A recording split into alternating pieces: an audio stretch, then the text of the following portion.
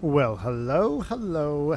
Surprise, we're back. I know I sound off the last stream and I said I probably wouldn't see you guys for a week, but I fixed my Bruner. Courtesy to whoever was in the last live stream, Covtech or KUV something. You know what? Sometimes it's as simple as unplugging and plugging it back in. So it needed to be power cycled.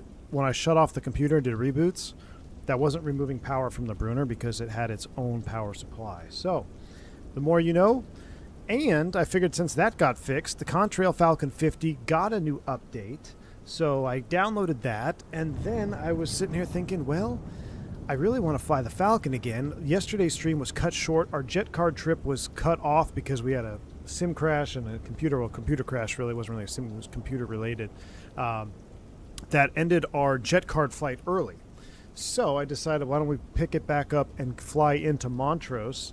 And since Mr. Randazza was helping us out yesterday in the Falcon 50 with some power settings and some techniques, I figured why not go ahead and fly the PMDG Falcon 50 on this chartered V1 exec charter down to Montrose. And then I looked at the winds and I saw they were gusting 30 knots.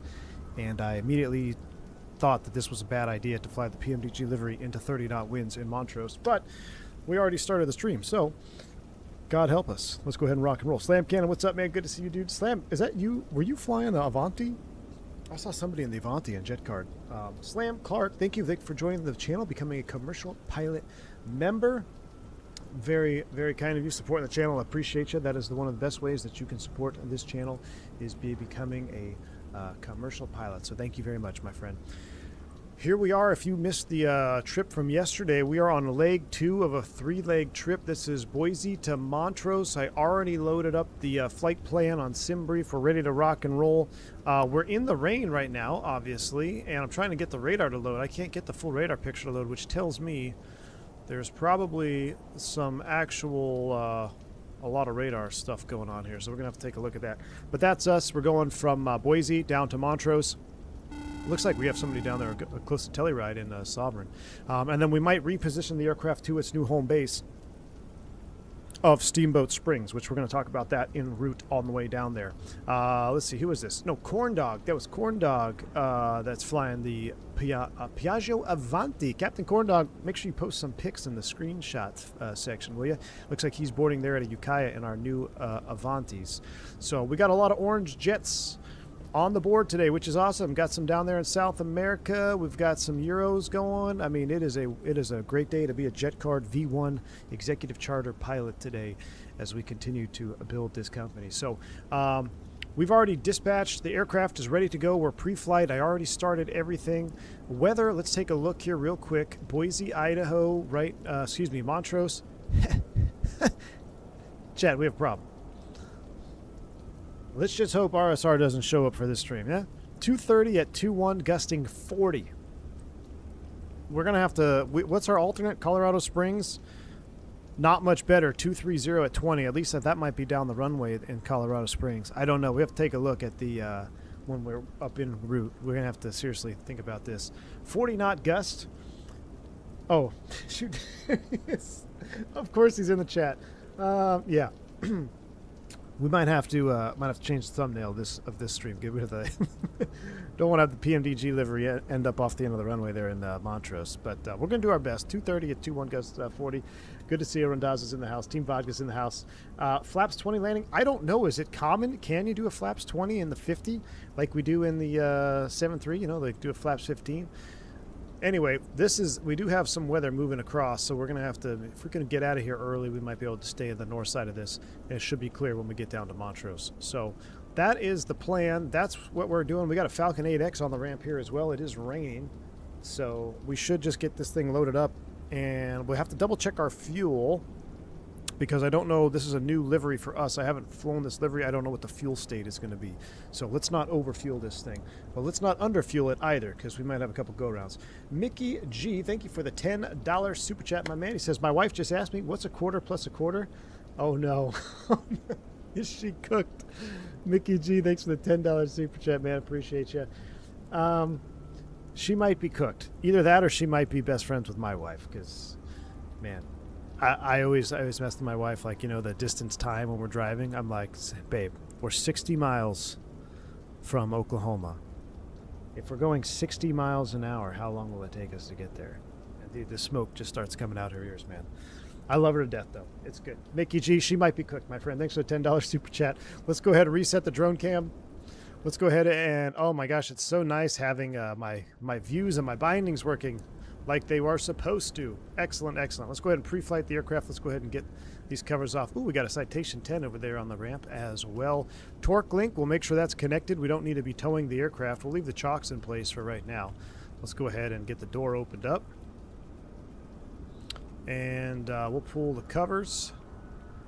Spotless PMDG Falcon 50. Out here with the microfiber cloth in the rain, trying to get all the little fingerprints off of it.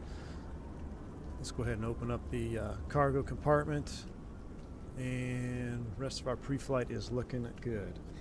Highball, what's up, man? Member for 16 months. Thank you for the support, Highball. Appreciate you. How good is the Falcon?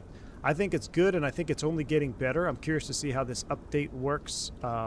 They are working pretty fast, and it was confirmed that the drag at flaps 40 is a little bit excessive, and a fix is already in the works according to the Discord I saw them reading. So they're aware of some drag being a little bit high in the fully configured configuration.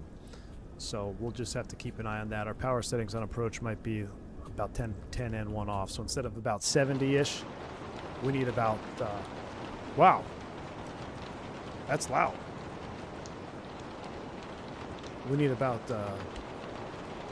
80%. Is that because the door's open? I don't know. Let's get the battery switch on. Let's get the APU going. So we're going to split the buses there. Let's get the logo and nav lights on. Emergency exit lights, we'll arm those. Don't need a boost pump for the APU. The bus is split, so we're going to come right down over here, and we're going to get the APU on right now.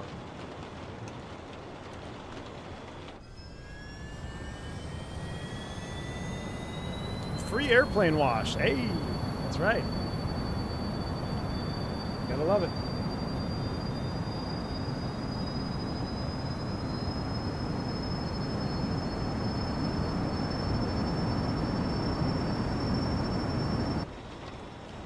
APU is up in green. Let's get the bleed air up. We'll get the packs going. I'm going to hide the yoke for a minute here. All right. Let's go ahead and check. AC bus 1, EFIS 1, EFIS 2. Radio master is coming on. Let's get the overhead panel lights on as well. Everything's coming to life. We'll get the ADI, or the IRS, excuse me, into nav. I'm going to close that door and see if that makes any difference.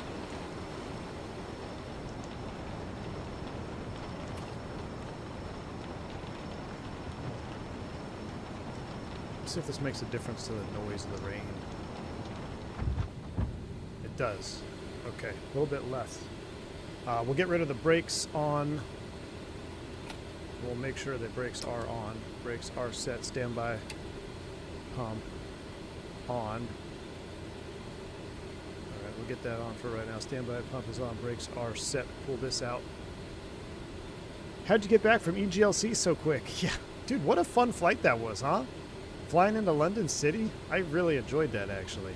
Magic Barrel Ref is set. I'm going to get rid of the EFB for now. We're aligning. Let's get our EFIS 86 powered up. Now, these are two independent systems. I don't even know why I power up both of them. I guess for in case one fails in flight, we can have the other one ready to go, but they don't even talk to each other. So,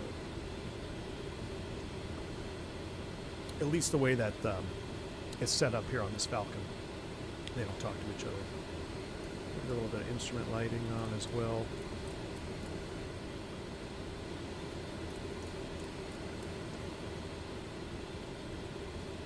And we'll power up the MX-20, I believe. They should talk to each other.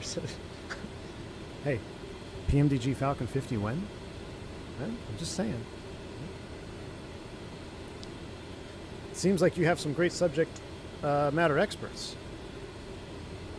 Why is our initialization seem a bit funky? All right, weight and balance. I've already done that from jet cars, so that's good. Let me make sure my options are set. Do you guys have the V bar or the X bar on the PMDG Falcon? Let's see, autopilot control labels, I want those on, override off, Captain FO, realistic movements, all that stuff. Okay. Alright, so that's set. Livery, safe fuel, auto window blinds, sounds, and the global settings shouldn't have changed. Okay, so those are all the same. I just want to double check because we're in a new livery. Why don't we have... There we go. Boise to Montrose. Select, enter. Boise to Montrose, select, enter. Alright, so I think just like last time, we didn't file a SID out of here, which I find interesting, but let me double check on our flight plan.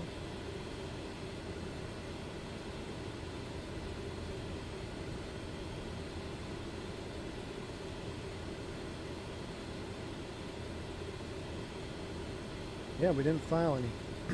All right. Let's see. So we're going out direct to roar.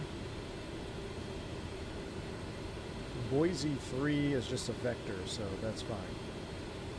We don't need to do the going, so we don't even need to do the Boise 3. We'll just vector ourselves out.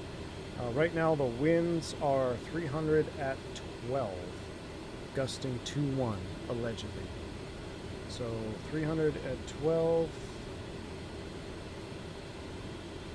It's going to be a long taxi with 28 right. So we're going to depart 28 right. And since we're going off 28 right, let me look at the going for obstacle departure. Nope, that's going to take us southwestbound. We don't want that. So Boise 3 is literally straight out. So we'll put it in the box. That's fine. All right, Boise 3 waypoints of SID. All right, manual sequence to roar. All right. Now for Montrose, we can preemptively plan 230 at 21 gust 40. So the runways in Montrose, my goodness, we're going to do 17, probably 17. The ILS to 17. So let's go approach in Montrose, runway 17, ILS, and we're going to take the ILS from Hackey.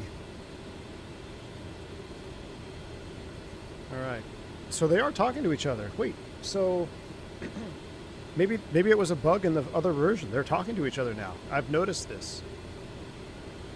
Okay, so maybe that's a fixed bug because they are talking to each other now. We got the manual sequence leg over here. That's good. All right. VNAV. Cruise altitude. Climb 2800 on the first page. And intercept back. Okay.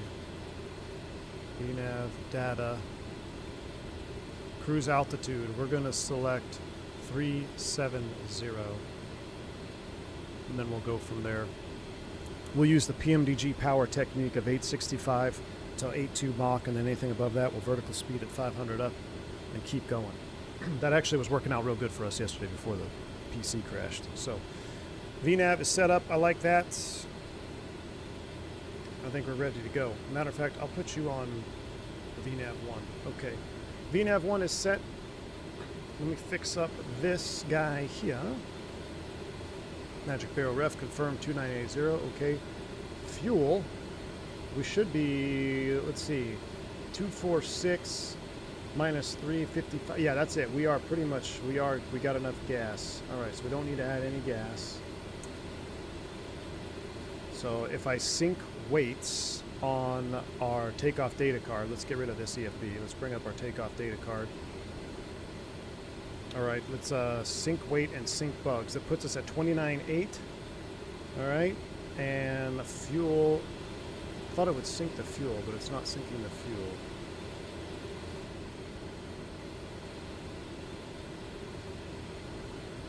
But we should have enough gas. We need 5,500. So we have enough gas for that. All right. In the real airplane, if you turn on FMS2 first, they delink. I don't know. Makes no sense to me either. You have to manually relink them. Could be you did that. That is interesting. If you turn on the second FMS first, they delink the boxes. That is... See? This is essential information that we're learning for the Falcon 50. I love it. Absolutely love it. I want to see if my Toga binding works on the FD. No, it doesn't. I got to figure out what button this is right here. All right, GA is set. And we are loaded up with jet card. So in that case, let's head back outside. And let's pull the chocks. Let's close up shop over here.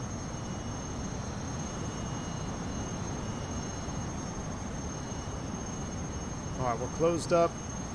APU is whistling. That Falcon 8X is ready to go. We'll get rid of this van. Let me back in. I'm going to wish myself back inside of the cockpit here. Ground operations. We'll get rid of the van. Fuel on board 5559. That checks. We're right on the verge of that window there. I wonder why. Import jet card. Let's do that. Okay, that gave us a little bit of baggage.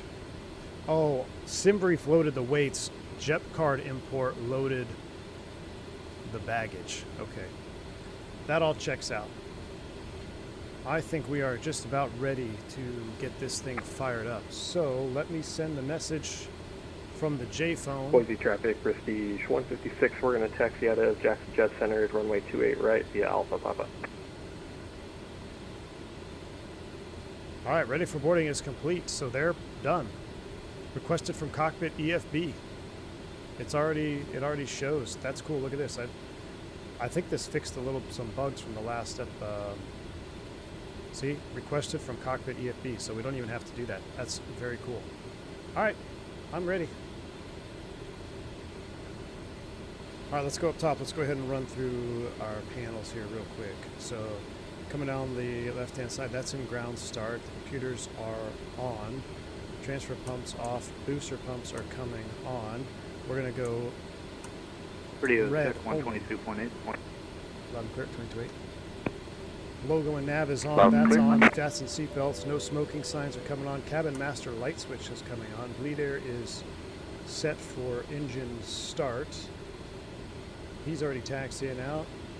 And we're ready. 22.8. And what's our squawk?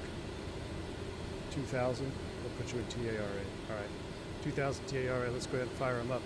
Number 2 first. There's 10, 12, fuel.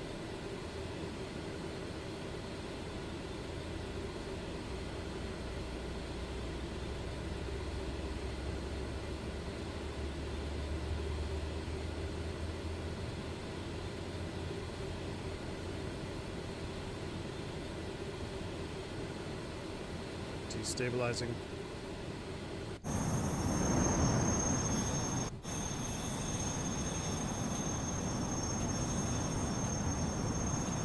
We'll get ready to start that one next. I'll get mock trim after start.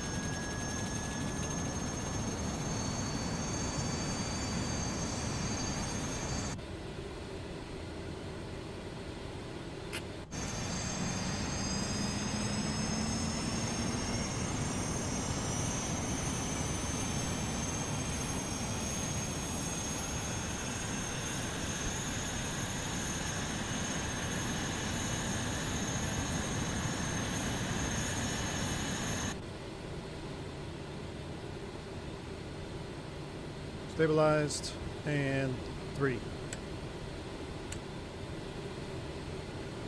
10, 12, fuel. Light off.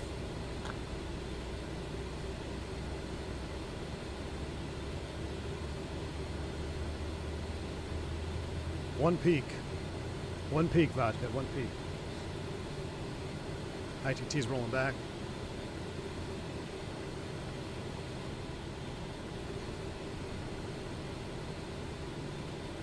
All right, 3 good starts. We're going to split flight norm. Boise traffic, Prestige 543. Bleed air is coming off. 8 right. We'll go Start, stop, overspeed, command, descent. Mock trim's coming on. Flap slats 20. Whatever that main taxiway is, 28 right. That's where we're going. Flight controls.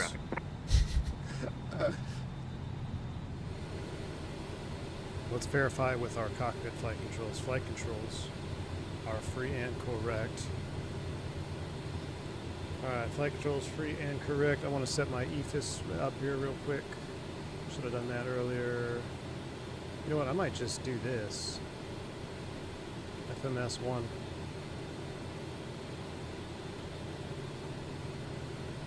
Spin you around. Runway heading. Alright, PIDOs to go. Mock trim is on and set. Boise traffic, Prestige 676, following the company Prestige traffic to 2A right.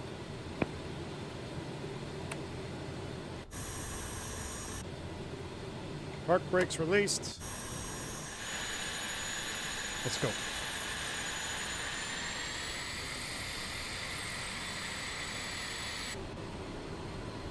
Real world start order is 2, 3, then 1. Using a different start order will create load balance problems in the GCUs, which leads to generator problems long term.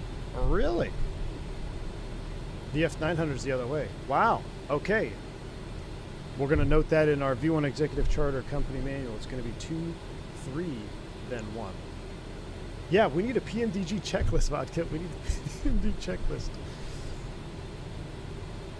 Boise traffic, Needle 346, taxiing runway 28 right behind the Falcon 50. I gotta turn down.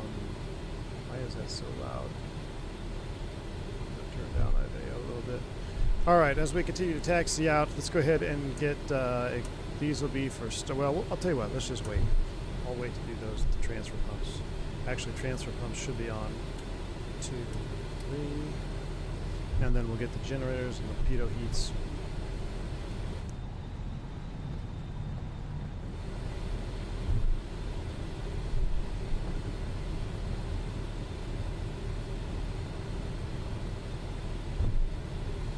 Mr. Randazza, if you want to, if you want to de-identify it or whatever, I'd love to see it. Then I can make a copy of it and modify it, make sure there's nothing proprietary in there that you don't want. I could post it for our VEC members. That would be super cool.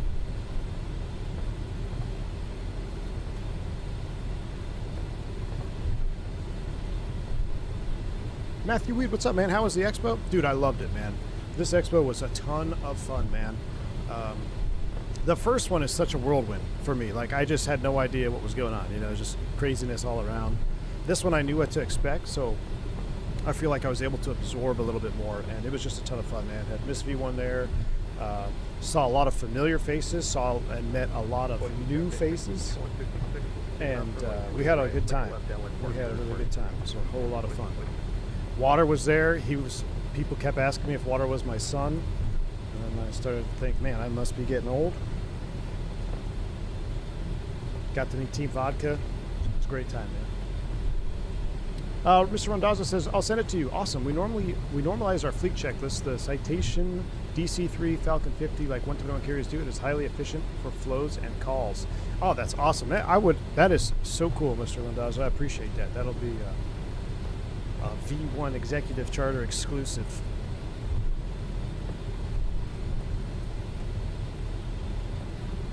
Citation Falcon 50 DC-3. One of these is not like the others.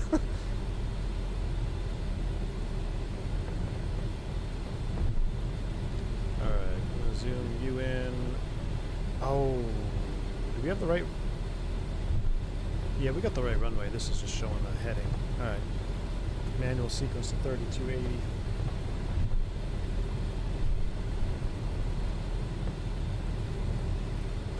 Yeah, one has 3 engines. Did I try the Moza yoke? I did. I tried the Moza AB9 Base. I didn't mess with the yoke too much, but I did get some contact info. Oh, look at that. That was such a cool shot of that Falcon. I guess Iveo makes... He's a 50, but we all show as 80s. Hold on. We seem to be getting a little bit too fast. Let me drag that bucket there a little bit for you. Went a little bit too far. Started producing thrust. Let's come back down.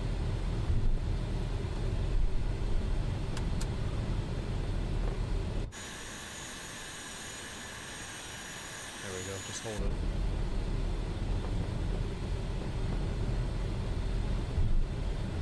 I think it's... I mean, Water's pretty tall, Dickie G. Yeah, Water's pretty tall. I don't know. Am I taller than you, Water? Maybe with the boots on, you're right. This is a long taxi out.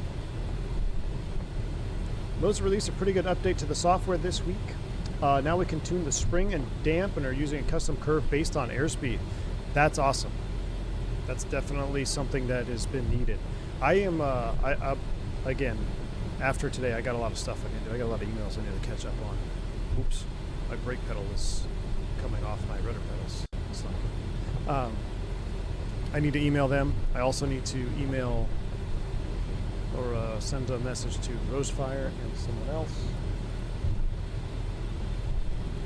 And I got to get the 737 overhead panel hooked up. You guys saw that on the last stream. It's sitting here next to me. Can't wait to fly that around. Canadian PT6. Must be a nice day off today, man. Must be tall because every 7.3 driver I have seen is way too tall for that cockpit. I know. I tell you what, my boots have never taken such a beating.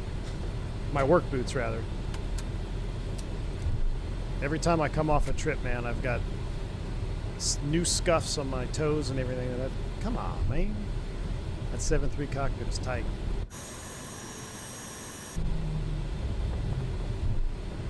Boise traffic, Prestige 676, going to line up on two-way right behind departing traffic.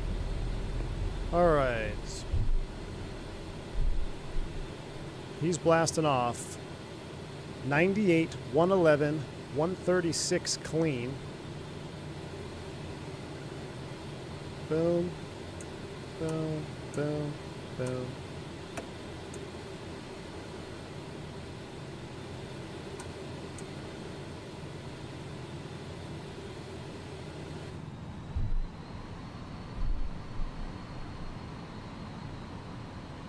He's out of here.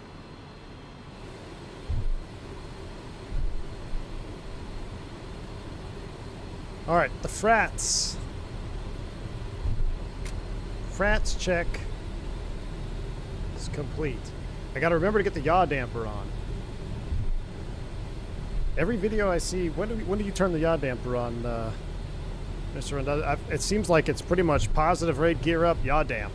Seems to be at least what I've seen on the YouTube.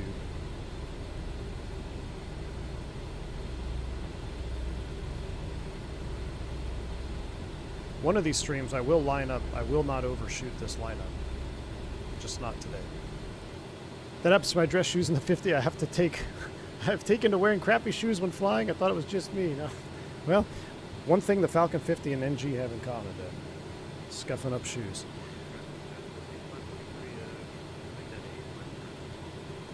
All right, so he's in the turnout. Turn the volume up a little bit for them. I'm actually, man, it just seems so loud in here. You know what I never shut off was the AP Master. There we go, AP Master's off. He's out of here. Should be good on the traffic. All right, runway heading. Let's take a look at this, Sid. Straight out, heading 278 until reaching 32A, basically 1,000 feet. Wow, we have an improved autopilot. Yaw damper is on after engine start and stays on to touchdown. Fancy. All right, we're doing it old school way. Spool them up. Let's go. Everybody buckled in? I have a feeling this might get spicy. Set takeoff. Oh, wait.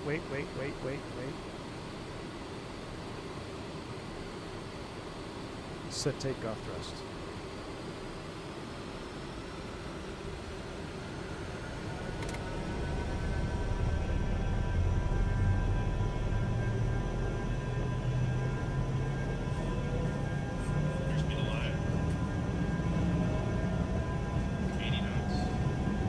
Boise traffic, Needle 346 lining up runway 28 right behind departing traffic.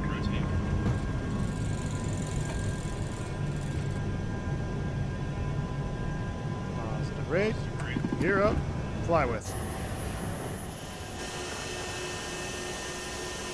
Gear up, yaw damp on. Flaps up, slats to go.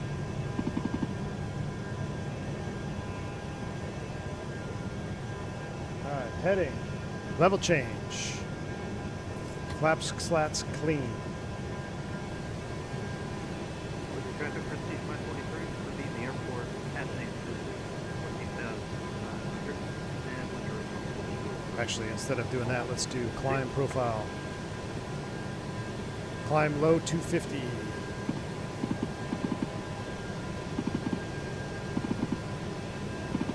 Boise traffic, Prestige 676, we're at 5,100 feet. We're making a left turn out back towards the southeast. Last call, Boise. You know what I never set to? Ignore the flight director. I never set a top altitude. All right, here we go. Boise traffic, Needle 346 departing runway 28 right, main, runway heading on departure, then we'll make a left turn out to the southeast, Boise traffic.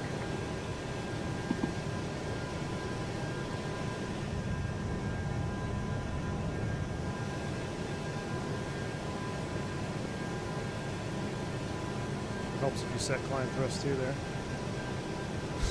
Just, I need to overhaul those engines. Was it 98? 97.7. It's alright. I think we don't have any engine damage. I'm sure there's like a 2 minute, probably a 2 minute time limit. We're fine. There is a dual bird option.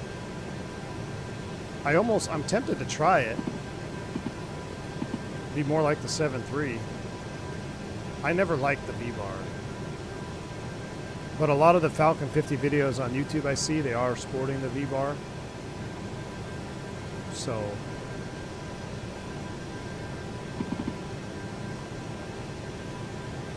I don't know, Vodka, my Citation X profile, the one that I originally had, I think is still pretty dang good on the Falcon.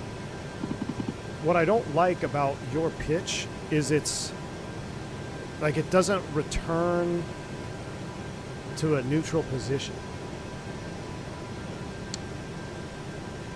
I like it returning to a neutral position. There's 10,000 feet. We'll pitch for 260 now.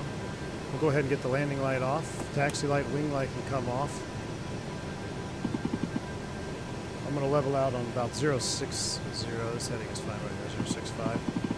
And let's go ahead and set us up with a direct tube. Since we're pretty much IMC, there's nothing to look at. Let's go autopilot engaged. 260 in the climb, direct, roar, enter, nav.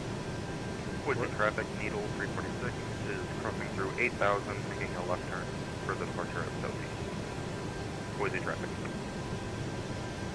All right, FMS climb 260. Outside air temp is 5.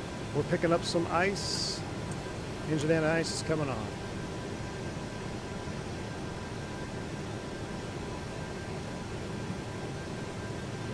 Falcon breakout. I'm starting to really like this airplane, y'all. It's coming together. It's coming together.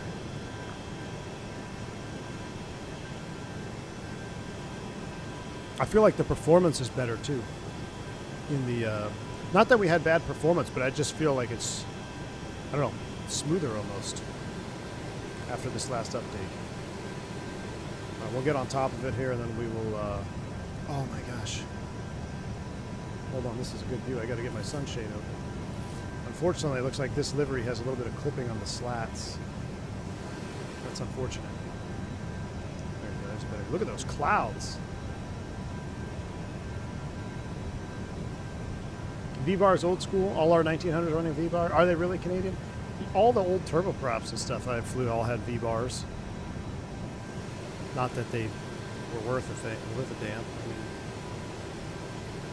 we had one Beech 99 that had like one of the original 2-axis autopilots to ever be fitted to a 99. It was connected to the turn coordinator. Thing was so, it hardly worked. I mean, you turned it on and level flight, it had like a 3-degree roll to it. You were just you learned to compensate.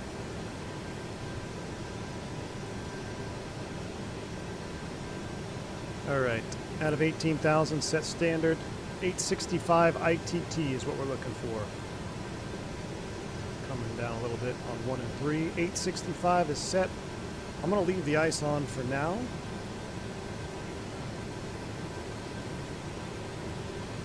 Everything else looks good.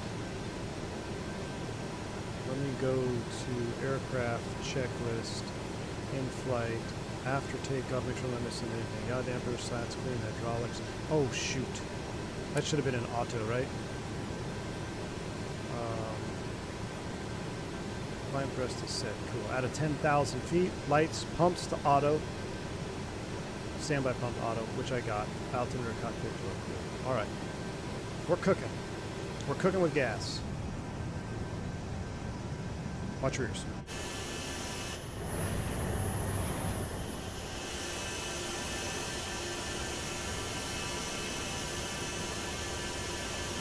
in all her glory.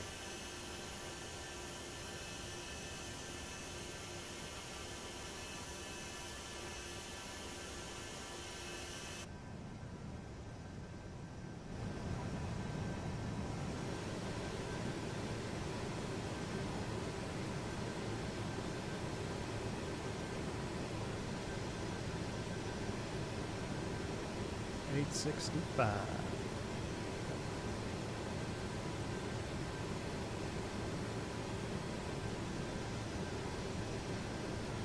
JJ, that machine gun that you hear, or woodpecker in the pedestal, is the trim. It's the trim.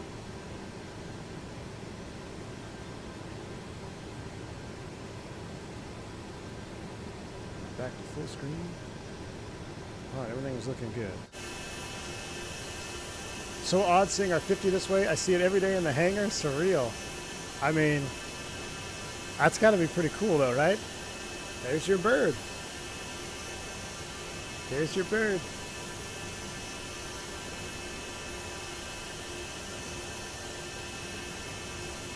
Do you ever sometimes just go sit in the hangar and just sit in the hangar and look at the Falcon 50? I feel like I would do that. If I had a 50, I would just sit in the hangar and look at it. I did that with my boat when I first got my boat. Did they put the logo on the belly? Let's take a look. Yeah, they sure did.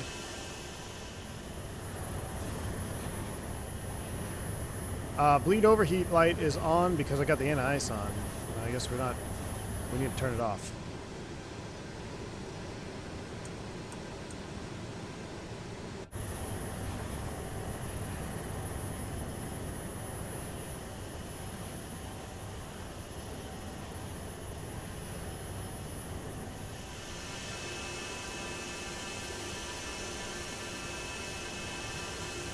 The 50 has got to definitely be one of the coolest looking biz jets out there. I definitely think so. 3 engines, baby. I love the trim sound on the Lear as well. First time I flew it, I was freaking out, didn't know what that was. Yeah, the Lear, the trim and the Lear, and also the clackers, like the N1 clacker in the old Lear. It's funny. So my buddy that I flew citations with, and he's flying the 2000 right now.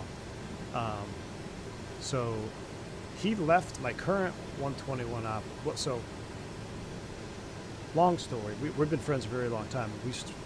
My first jet job was with him, flying a citation. Fast forward, he ends up getting, after many years, he ends up getting hired at the operator I'm at now. Leaves to go back to corporate because he's just not an airliner guy. It's just not what he wants to do. So he left. He's to go fly a Falcon 2000, and they just picked up a Lear 45, a Lear 60, also. So 2 Lears, and they're working on getting another Falcon. And he actually said, you want to come back to work for us? And I'm just like, man, I don't know. Definitely thought about it, man. Definitely thought about it. But the Lear is a lot of fun, dude. I love flying the Fly Somewhere. And also, I'm very excited for the Just Flight Lear 45. It'll be cool having that one in 2024 too, when that drops from Just Flight. Vodka, what did you decide on that Lear 25 that was out there? Because isn't there a Lear 25? I don't know. I think you said to wait for the update. So it's a nope. Because the panel looked pretty good. I really like the way the panel looked. But if you say no, I see a bug. I don't know if that's a bug with... I think there's a bug with this particular livery. I think they forgot to paint the fuel cap red. I have a video of a fuel cap like this. Not exactly like this one, but a very similar one on a Chieftain. Just absolutely leaking fuel. Took off out of Oakland. Like super... I mean, the min takeoff visibility that we had, I took off. And I get up above the clouds, and I'm starting my circle. You guys remember I went by Freight Dog streams with Hayward. We used to do a left 270. They'd vector you out, and then you pick up your airway and go up to wherever we were going. As soon as I broke out, I look over the right wing, and there's just fuel just pouring out of the cap right here. Just dumping out over the wing. So every time I see one of these fuel caps, that's what I think of. I have the video somewhere. It's not on this PC, but I probably could find it. All right, resync our heading bug. Torques, temps, temps are good. 31.4. Outside air temp is minus 22 on the TAT. Is there a SAT readout anywhere on this thing? Minus 44. Yes, we don't need any ANIs. SAT minus 44. We're doing 421 on the ground, or in the TAS rather. Let's put our course, our nav data, ground speed 416. All right, we've transitioned to climb 72 Mach. We're looking good. Let's go Falcon view here in the climb out. Take it into Aspen, bigger glide path. Oh yeah. Well, so Nick Oatmeal, what are we thinking about Steamboat Springs? I took off vodka again. There's a weight limit. We're definitely going to have a weight limit at Steamboat Springs for this particular Falcon, because these engines, these are the least, or what, the C model, the C's, I think. And I don't know. We have to figure out the payload limit. I think it's gonna be right around 29,000 pounds max weight leaving Steamboat Springs, because with the current temperature out there, I don't know, man. If it gets hotter too, we might have Falcons running off the runway at Steamboat Springs. We might have to move it to Eagle. Flight Sim guys, so you're headed to Steamboat. So after we get into Montrose, the last leg of this trip in Jet Card. Traffic. Hey, who's trafficking me? TCAS, I have control. It's catching us somehow.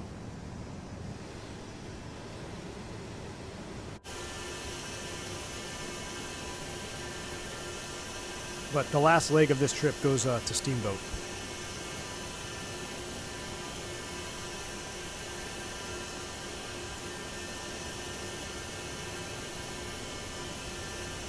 You already had control. True, but that's not how our SOPs work. You gotta call it out. Just wait, Canadian.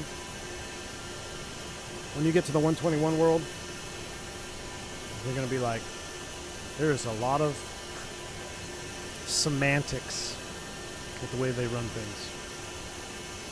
The SOPs and stuff. But it's a lot more structured. It's for the, there's a reason why aviation has been so safe. But, like, yeah, I know I already had control. But when are we getting official VEC SOPs? Traffic. I'm slightly, what is this guy doing? 500 feet below and behind?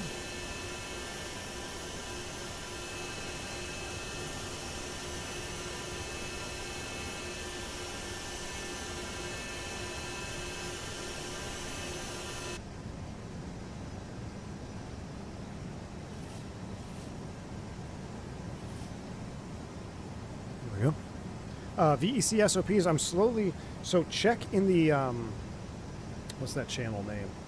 Not the company announcements, it's, stop it, I'm gonna have to turn off my dynamic sunshades. Company chart notices. So in the Discord, in the company chart notices, you should be looking there anytime you see a message in that channel. You should be checking it out. I just posted a, yeah, I know auto window shades, but I'm going to turn it off. I just posted an alert for Steamboat Springs for takeoff performance. No rolling takeoffs allowed. Verify weight and payload, density, altitude. And I noted that you will not be able to take off at a heavy gross weight. And I think it's right around 29,000 pounds is about the limit that you're going to be able to get off out of Steamboat Springs. But if you check that company chart notices, I've got the whole special qualification airports. So Medellin is one of them. Steamboat Springs is our second special qualification airport.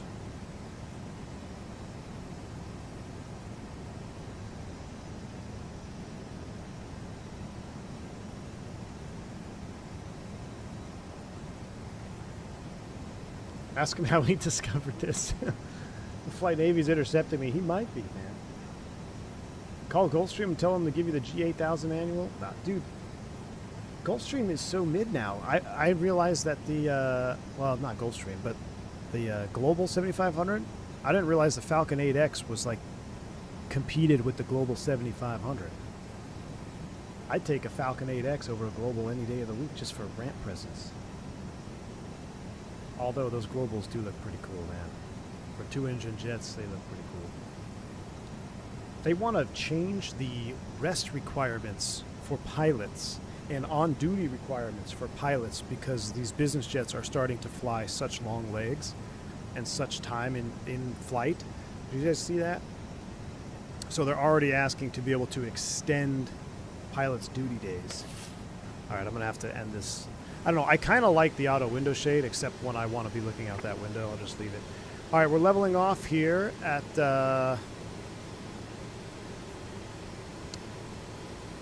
37 thou. And we're going to keep power set at 865 ITT. We'll see if we can get our Mach up to 8.2 there, and then if we go faster than that, we'll step up to 39. But right now, power is set, looking good. 865, close enough.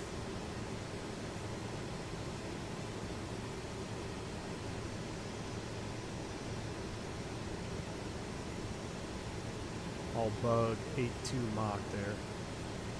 All right, it seems like it's a smooth ride. Smoke them if you got them. I forgot these. Off, off, off. Left those up. Should have got those at, what, 10,000?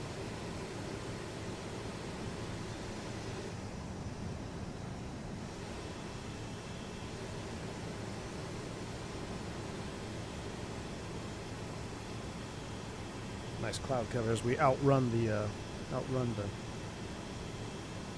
weather. Global 8000 is greater than Gulfstream? Nah, not Canadian. No, sir.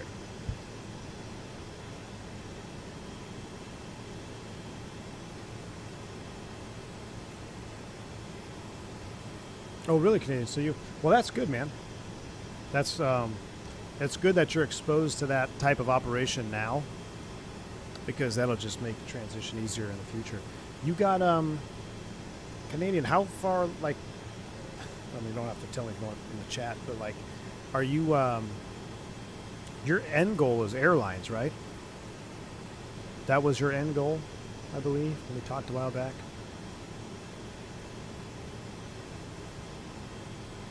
Bless you and your newly enlightened use of the smoking sign. Smoke 'em if you got 'em, Darth Rust.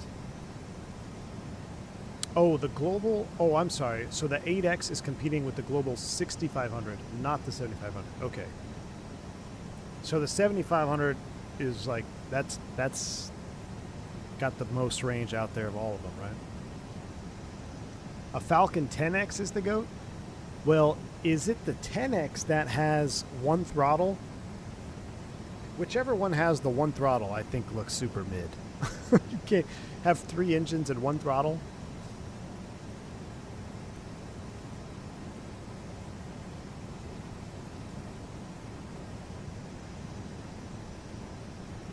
I know it's a long shot saying the Global 8000 is greater than Gulfstream on a mostly American stream. It's a melting pot here. We got Gustavo here from Brazil and Canada. He doesn't know where he's from.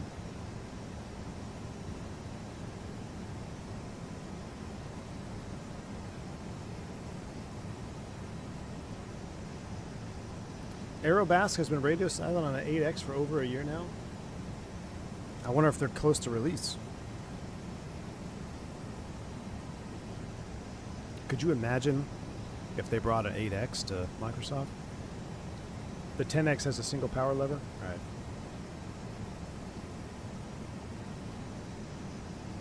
I'm sure it's all digitally controlled anyway. Worst thing to ever happen is touchscreen overhead. That I agree with 100%, Canadian. A touchscreen overhead? Absolutely.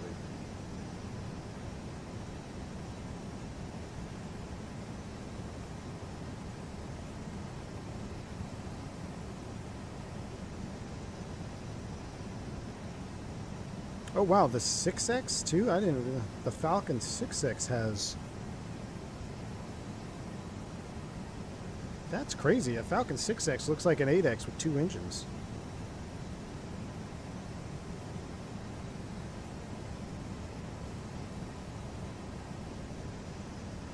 I don't know. Falcon did something right with the nose. Like the lines on the Falcon, I don't think there is a bad looking Falcon model out there. And not a whole lot of manufacturers you could say the same thing because, you know, Gulfstream, as beautiful as their jets are, the G280 is a little bit funny looking if you ask me. Beechcraft has some great looking birds, but then they got the 1900D with the Peyton Manning forehead. Like Falcon, tell me a Falcon that doesn't look sleek.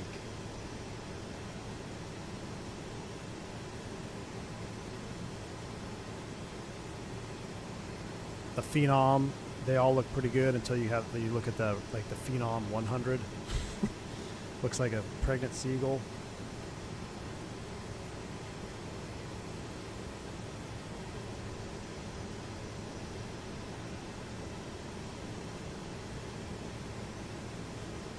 Man, that 10X, I'm just looking at pictures of the 10X.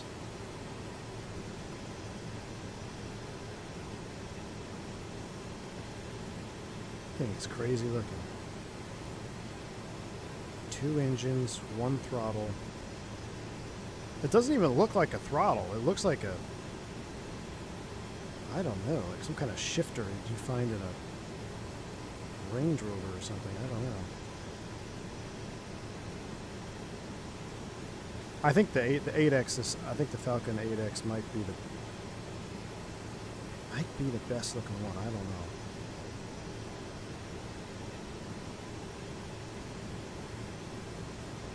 Tough to beat. Tough to beat that 8X. If you stand on the side of the 50 behind the cockpit windows and look forward, you can see the design lineage with the teams who build Concorde zones. They're very similar. Really, if you stand on the side of 50 behind the cockpit windows and look forward.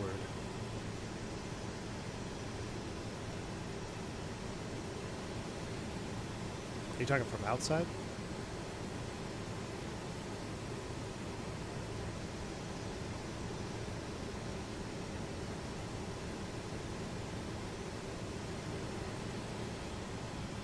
I love the bars in the cockpit. Yeah, outside. Do it outside. I thought I could hack my way out there. The droop on the 10X looks like a Concorde with a broken nose flap. Well, we mentioned Concorde. Hold on, let me go outside and drone cam. Hold on. Let's turn this thing. Let's go back outside. I'm going to need to turn this speed down because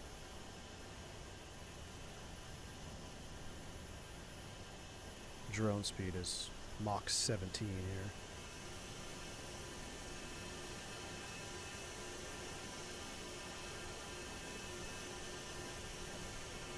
Oh, well, I can't. The airplane's moving. It's floating too much. Well.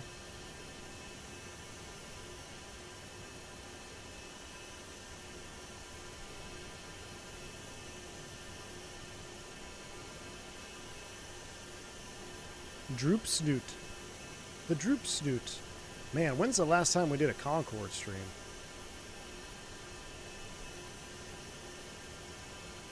Look at that beauty. So Mr. Rondazzo, did you come up with the paint scheme for the Falcon 50? I love the all painted nose right here. Uh-oh, why is my camera doing? There we go, doing weird things.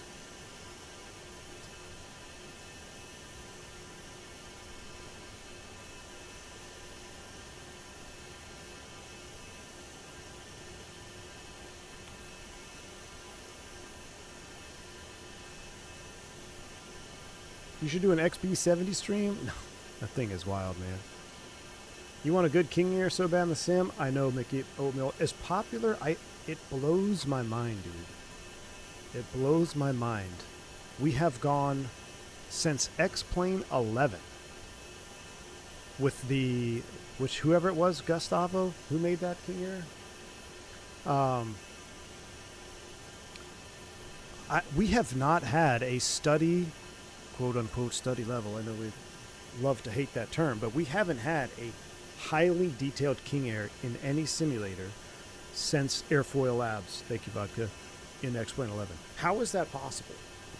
One of the most common, widely used turboprops of, I don't know, all time, and we haven't had a highly detailed one in the sim. It just blows my mind. Jason Brown, a modeler here, did it on the BBJ, paying homage to the DC-6 we use in Namibia. I liked it. When I bought the 50, he said, "Let me try." That is so cool, man. His name is on the tail of the airplane, just aft of number 1. Probably first FS livery painter to actually get his work on a real plane. He did a great job. So I wonder if is it on, maybe it's not on the actual, this livery. That is so cool, dude. That is very, very cool.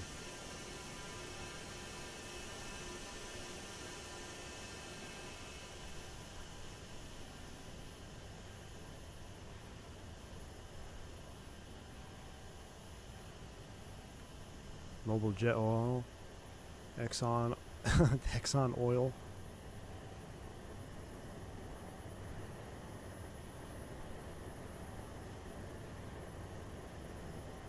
Discharge.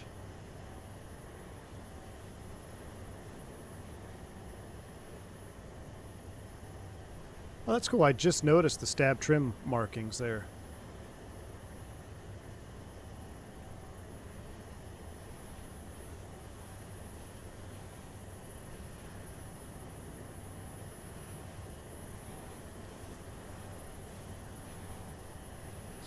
X-Plane 12 is a lot of turboprop, high-quality ones you just don't know. I know, Gus, but it's X-Plane 12.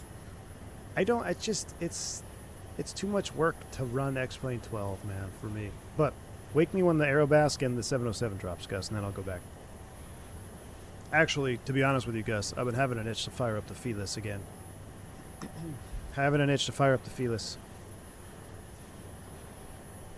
I think we have a fear of competing against the default, so not selling any.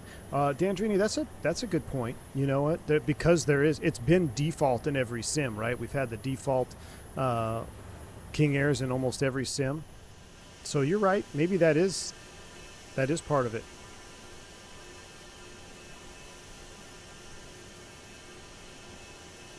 We get compliments on it from towers. Many places we fly, it's very unique. Sometimes they know who we are. We have stickers and t-shirts. Really? That's really cool. Yeah, it's one of the most unique Falcon 50 paint jobs I've seen. Like, it definitely stands out in a good way. Because a lot of the 50s that I see, they're either all white, they have like a little swoop here on this part, you know. But definitely did a great job with this one.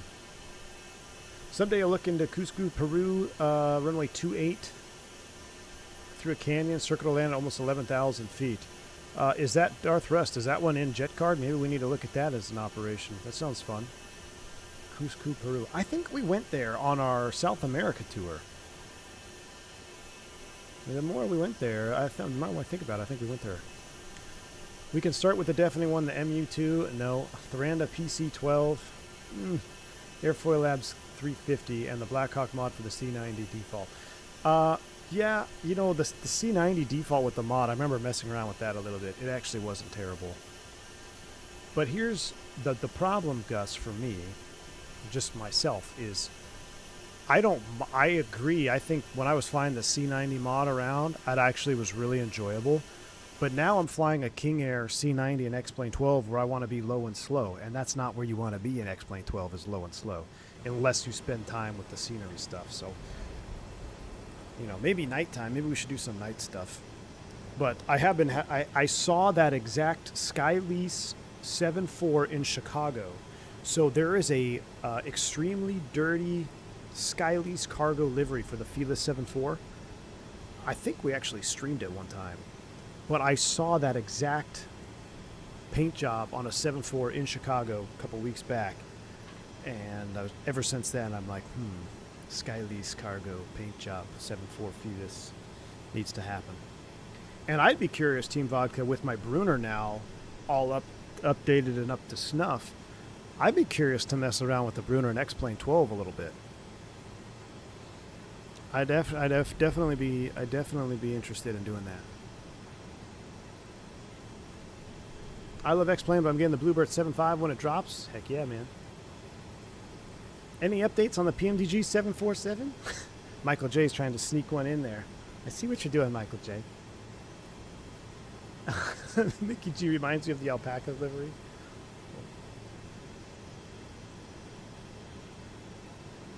I really hope the Black Square standalone ends up being an F90 King Air.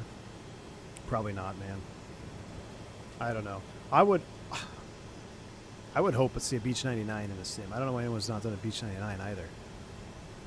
Because in terms of complexity, you don't have to model pressurization system. You don't have to model FMS, VNAV. You can just get a nice turboprop model, a good panel, focus on the engine dynamics, wear and tear, and that Beech 99, you could fly freight, you could fly pod, no pod, you could fly old airliner routes with it. You could fly maritime routes with it. The Beech 99 was the staple for all us freight dogs back in the day. I really hope... I had issues, but I was using X-Plane 11 planes when I tested it, and they didn't work well. Yeah. Michael J. Rondazzo says he's sitting in the office on a rainy Saturday working on the fuel quantity indicating system and associated failures for the 747-100. There's your update, my man. That just made me excited.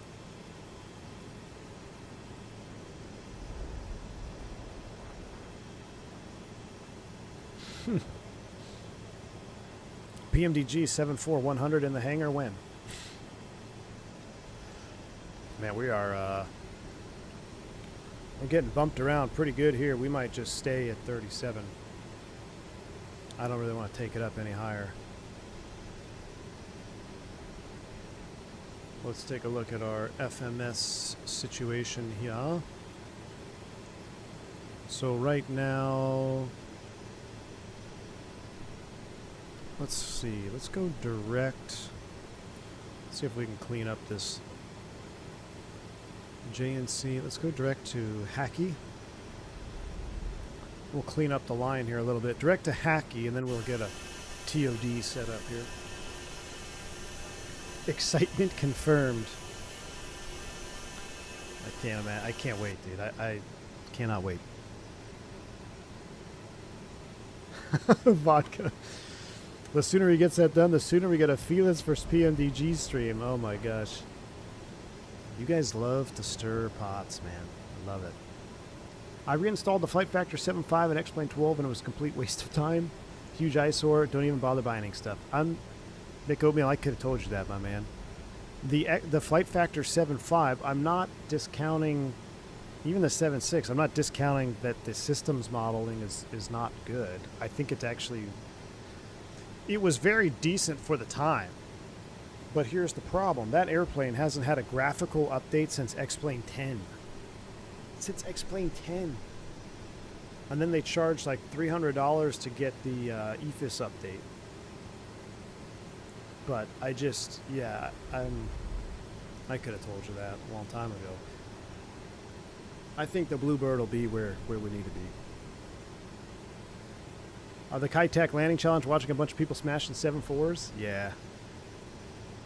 That's the first flight. We're going Kitech. Rondazzo's going to work the panel. We're going to fly into Kitech at night. Or in a monsoon. We'll have to pick a rainy day. Shoot the IGS. Flight Factor 7.5 is the CSS of X-Plane. That's coming up. That's a lot. That's a statement coming from Gus Rodriguez because he's normally the defendant of Flight Factor. All right, we got 214 miles to Hackey. Let me look at my charts here. Hackey is just a IAF fix for the ILS and the Montrose. Let me get an updated weather pool from Montrose here too. Weather, are you kidding me? 220 at 1.5, gust 41? My life insurance is paid up. I'm ready.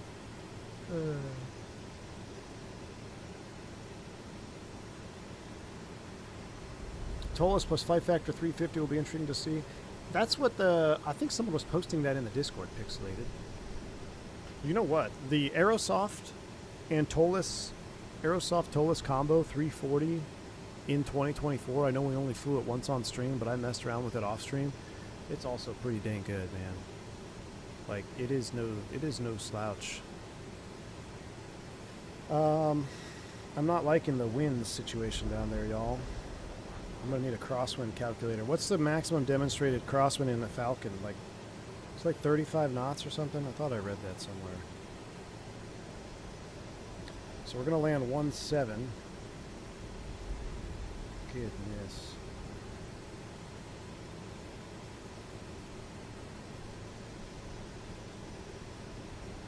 Information Zulu. Wind 220 at 15, gusting 41, visibility sky clear. Density altitude. Density altitude 9,100 feet. You got any of that holy waters handy, Mr. Randazzo? Density altitude's over 9,000 feet and the winds are gusting 41. But it's clear. Alright, let me look at this approach chart.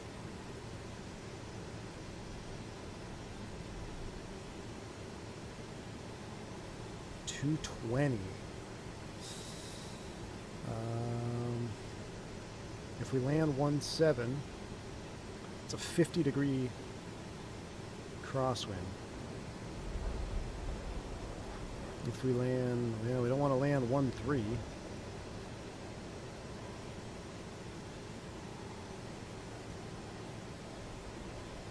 I guess we're stuck with 1.7.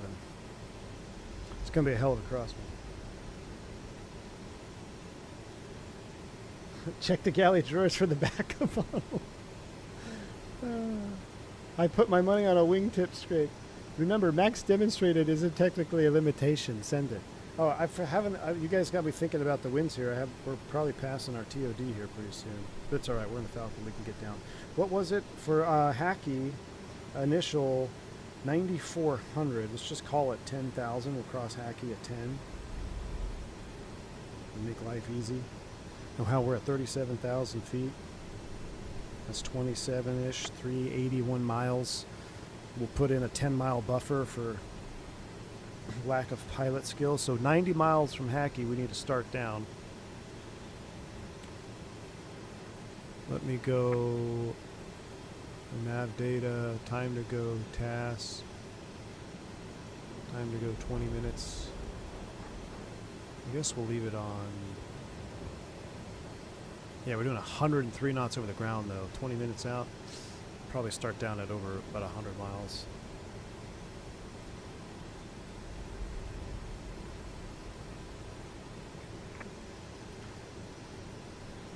Gonna do a slats-only takeoff coming out. I can assure you of that. Slats only. Mr. Randazzo gifting 10 gifted subs to the channel. Oh, my goodness. What an absolute honor, y'all. If you pick up a membership from Mr. Randazzo, feel very fortunate.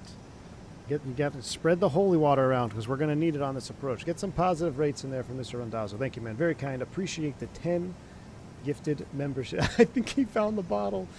That's good. Thank you, Mr. Randazzo. I appreciate that. Very kind. Sim Guy 0, thank you so much for becoming a commercial pilot. Or welcome back to commercial pilot, I should say. Welcome back. I appreciate you, my friend. Let's go ahead and let's get the holy water out, shall we? Yeah, let's go ahead and let's find it. I think it's in one of these drawers. There's the cups. There we go. Everyone grab a bottle and pass it back, please. Grab a bottle, pass it back. Thank you. Thank you. Grab a bottle, pass it back. Excellent.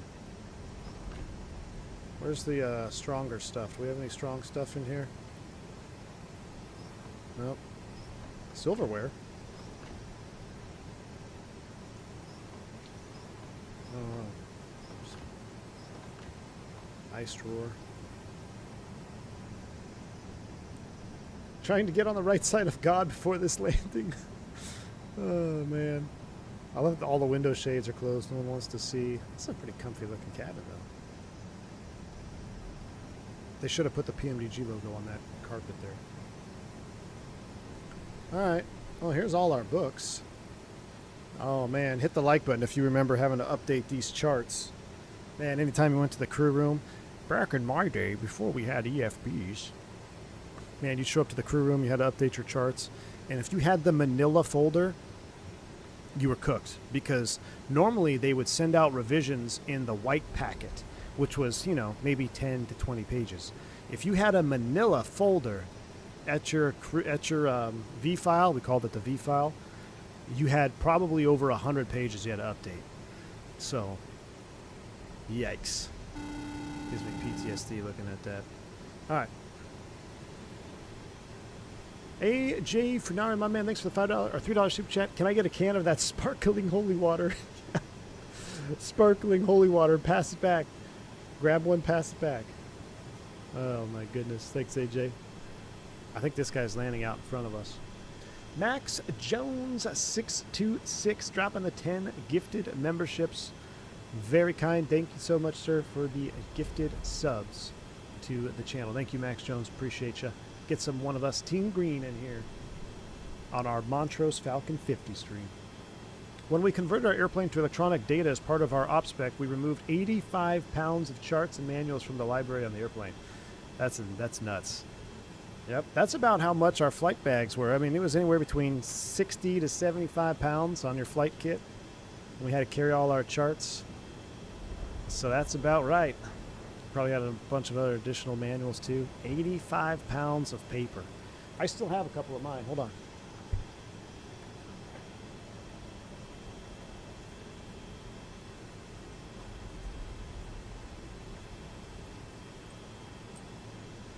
Yeah, I have a couple in my office here. I'm in the middle of remodeling. Here's an old one. That's the typical thickness. This one actually had some water damage, which is unfortunate, but I was able to save it. And then we had some company. Let's see if I have a company ops pages in here.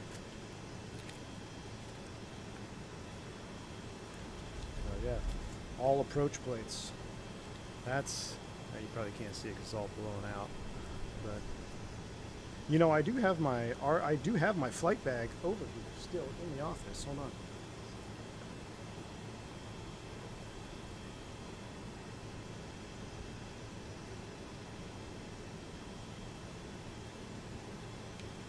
Yeah, I haven't opened it in years, but I got my old flight kit in the back there. I'll have to open that up. Maybe I'll record that and do a video. See what's in it. But yeah, there's nothing like diverting at min fuel at night in the ice and weather, and you realize that your divert airport isn't in your trip chart book. So what we used to do is you'd have those super thick manuals, and then before a trip you had like a trip chart binder. So wherever you were going on that trip, or in my case when I was working at the regionals, we had like all the main airports we flew to up and down the East Coast were in this one binder, so it was a little bit smaller and easier to manipulate. Problem is when you had to divert, if you didn't have that airport, so now you're scrambling through your bag trying to find which airport or which book to pull out, because it's all labeled by state, so you're going through the alphabet A, B, C, D, E. What state is Greensboro? Are we in Carolina? Which Carolina? North or south? I don't know. So you're digging through your books, trying to find which book it is, and then you get the right book. Now you got to find out what the airport is titled by, because sometimes like Greensboro, Spartanburg, you know, might be under Spartanburg, or you know, that's kind of a bad example, but like that you have to know what the airport title is. So yeah, I remember the reason Spartanburg sticks out to me is because that was my first divert at the regionals. We flew down from Philly. We were going into Greensboro or GSO, and the ice was so bad that we couldn't continue. There was ice. They were reporting icing on the ground on the runway, and we just couldn't do it. We didn't have the landing performance to do it. So we ended up turning back, and we were going to divert. So I'm scrambling for my charts. We were looking for a divert option, but then we decided we're just going right back to Philly. We had enough gas to take it all the way back to Philly. So that was my first ever 121 divert, GSO. All right, we're 121 miles out. Let's set 10,000 feet. 10,000 is set. Pre-selected altitude arm. Descend mode. And power's coming back.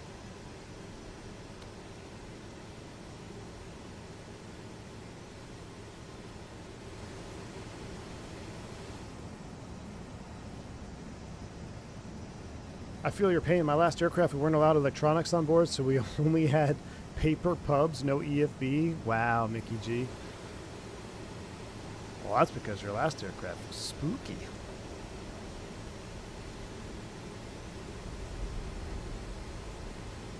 Mickey G, you got your apps in yet?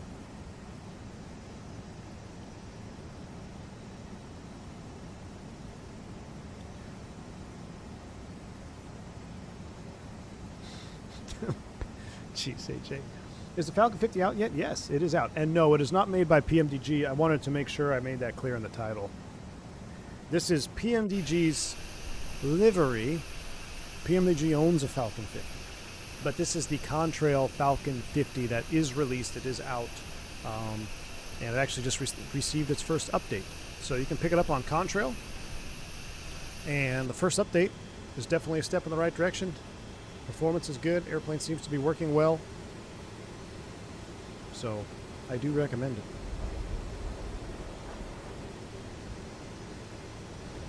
I tried finding it on Contrail for some reason. I can't find it. Really? Well, it should definitely be on there. Denver right now is 190 at 25 gust 41 altimeter, or at 34C. Jeez. Are you playing on VATSIM or no? This is IVAO.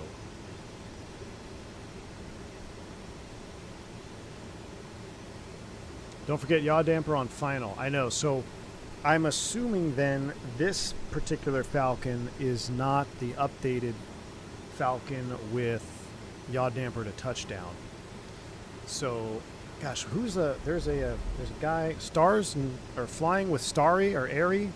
There's two guys that work for a company. I can't remember the name of it on YouTube. They're flying Falcon 50s everywhere, and they seem to have the same panel that this Contrail 50 has with the FSprojects, and I hear them on their takeoffs. You know, positive rate, gear up, yaw damp, please, or yaw damp on, gear up.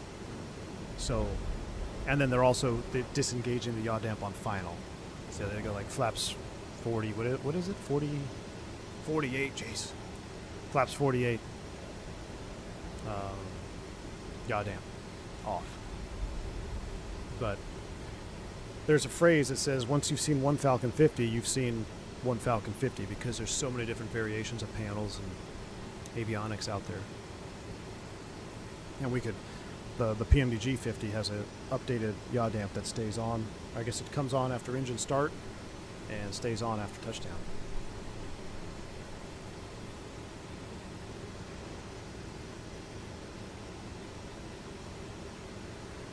The Toga AS65 coming out Monday? Man, I haven't done any heli flying in a while. Was having fun there for a minute, man, flying the Blackhawk and the Huey. Definitely.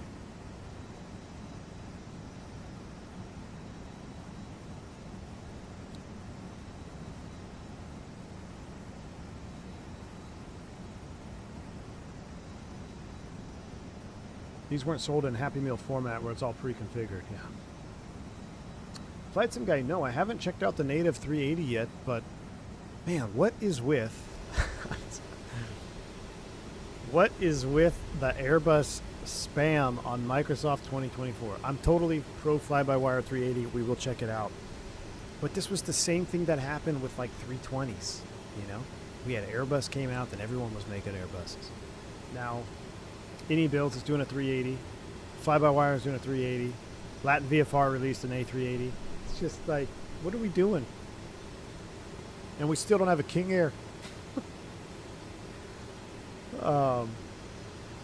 But yes, I will check it out, because default or native 24 is that's pretty sweet, man. Because I know that 380 was pretty heavy on the frames for me, even on my rig. I think we alt F4'd one stream, didn't we?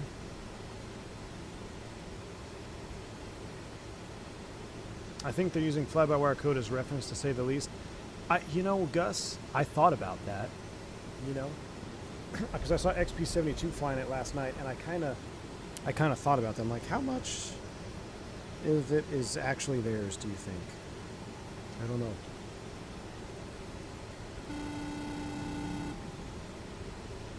Fern!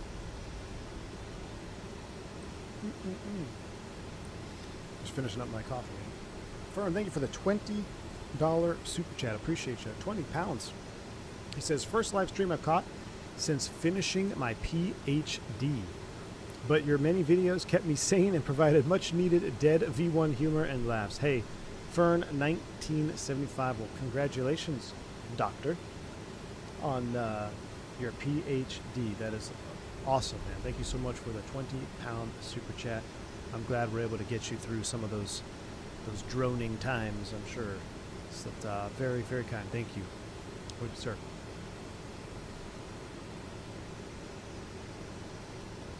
Surely one of the Airbus devs do some good E-jets since FSS refused to finish them properly.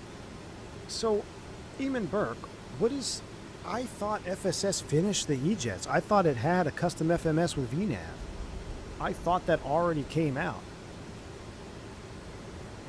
Oh, we did set field elevation. It's like 9,000. What is field elevation? 57.99. Our pressurization is going to be a little bit jacked.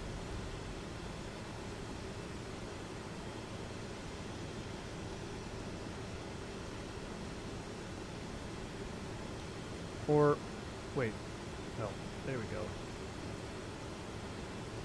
Bring you back down.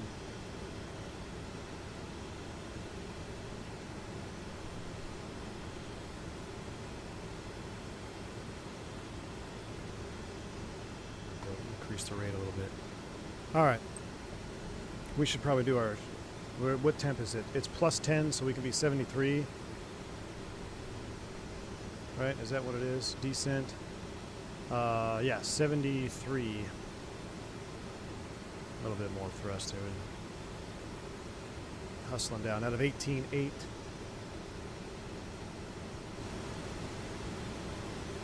Alright, door 8 is cabin altitude. Controller set. Anti-ice is off. N1 is checked. Fuel crossfeed is closed. Altimeter set. Cross check. Landing computations. We'll do that right now. And then all that. So, landing computations. Approach Falcon 50. Sync bugs. We're 27.4. We need 3,000 feet. Slats 48. My goodness. Approach climb 98. Thrust. Slats 48. The app is 116, so let's just plan like 125, 10 knot buffer, man, because we're going to have a heck of a crosswind. The 111.3 is what we're looking for right here. So 111.3, I will make it active. 111.3 active on both sides. Final approach course is 168 degrees. I think that will auto-tune here once we get up on it. Montrose traffic, Prestige 676 out of 15.5, descending. We're going to set up for the ILS runway 17 in Montrose, currently about 55 miles to the northwest. Montrose traffic.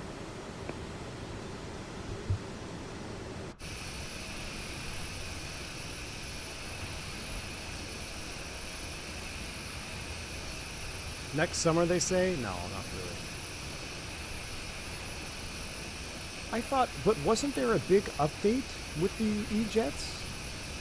Montrose traffic, Prestige 156. We're just coming up over Hackey's waypoint, setting out at 13,000 feet. We'll be inbound. I must have, for some reason, I thought there was an update or something that came out maybe like a month or two ago. Slick paint scheme. Well, that's PMDG right there, man.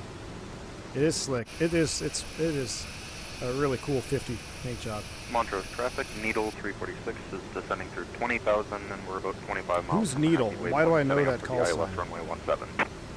Who's Needle?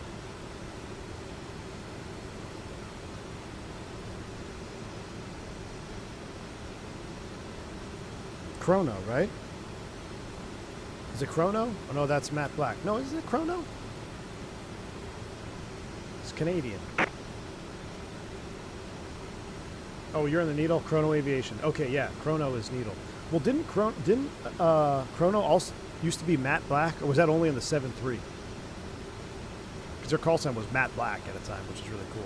All right, you can see in the descent mode it actually switched over to 250 now, which it's targeting. Altimeter 2947. My goodness, we are 40 miles from Hackey. No procedure turn required after Hackey. After Hackey, we should be proceeding direct to Brook. So Hackey Brook is in the flight plan. That looks good. Hackey inbound will descend 9,400. We'll cross Brook at 9,400 for an ILS 3-degree slope down. Pappy's on the left. Missed approach will be straight out 6,300, then a climbing right turn 11,000 feet. We got 111.3 dialed in both sides. Final approach 168. The decision altitude, we can't set it above 990 in this thing, so we'll set the regular 200 mins right here. I don't know how to switch it to Barrow. I don't know if it's capable of Barrow. You might just have to set your little bug right here, like this.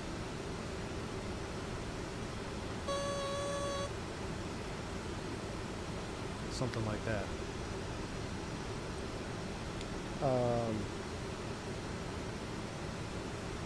Landing on runway 17, 10,000 feet available.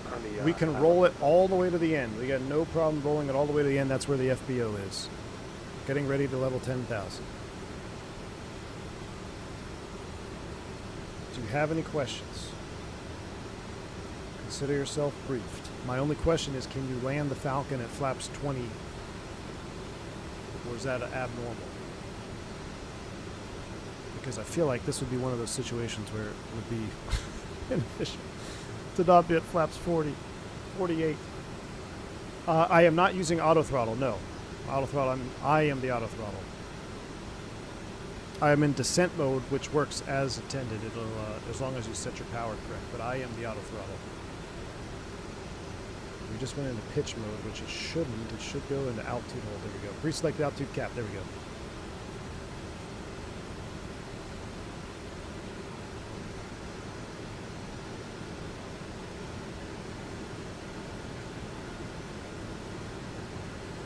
Burn a little bit of gas down here like this too.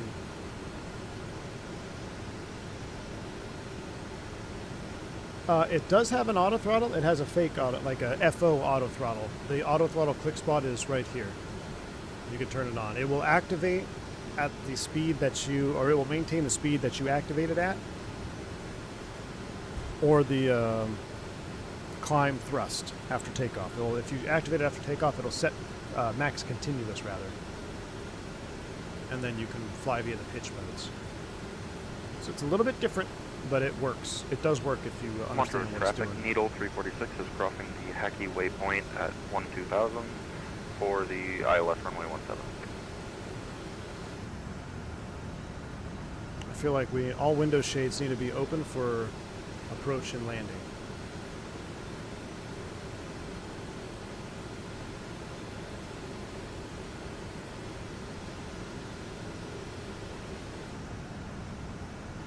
Now I gotta open all the window shades.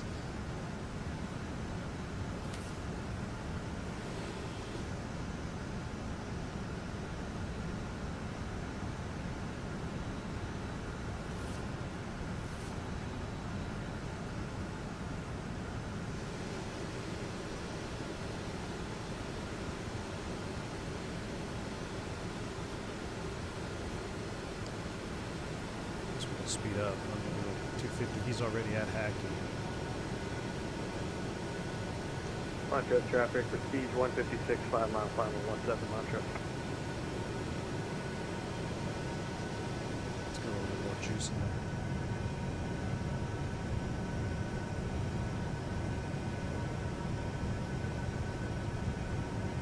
Are you using a descent mode? You calculated to start down? Is that right? No VNAV?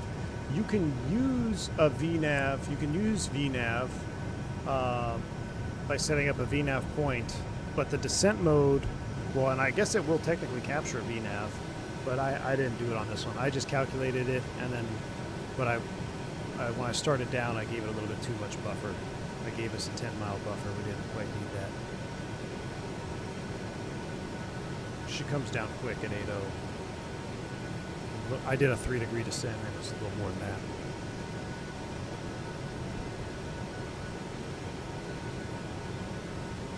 We got a direct 40-knot crosswind right now, though.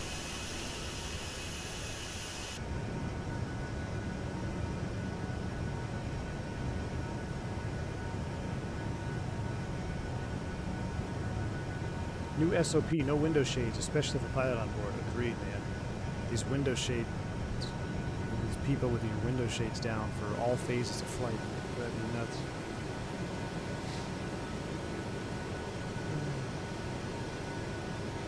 That'd be a lot of work if you had a lot more multiple altitude restrictions. It would be, Fred. Yes, you got to be on top of it. If you were coming down a star with multiple altitude restrictions, you would get in the VNAV page and you'd make sure all the VNAVs altitudes were set, and then you'd be able to follow your VNAV caret. I don't believe you'd be able to just really close to this mountain. I don't believe you would be able to just set the bottom altitude. I think you'd have to set each fix though and still step down.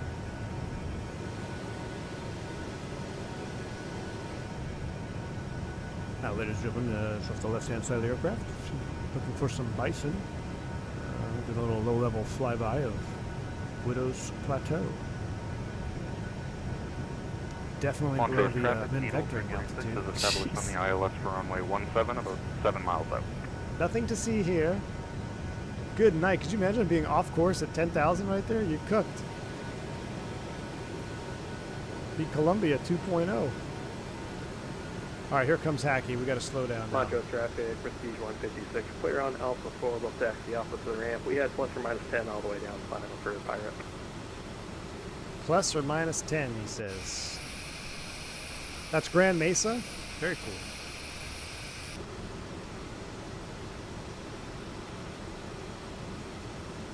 Let me get flight recorder up. Kind of hesitant to get flight recorder up.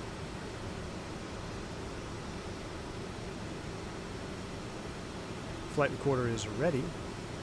All right, let's start slowing down. There's the turn. And we'll set 9,400.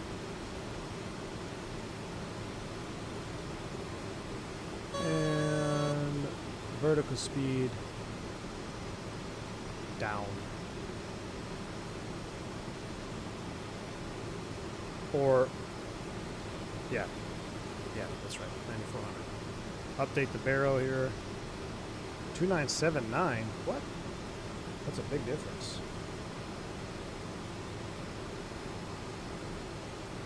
Pressure rising rapidly.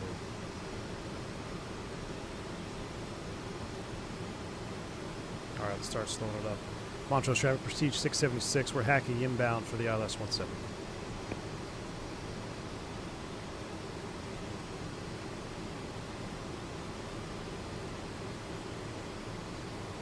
All right, at 10,000 feet, seatbelts.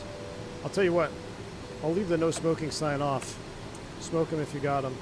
All lights are on. These are going to ignition on. Transfer pumps off. No, they stay on. They stay on or off? Should have a checklist.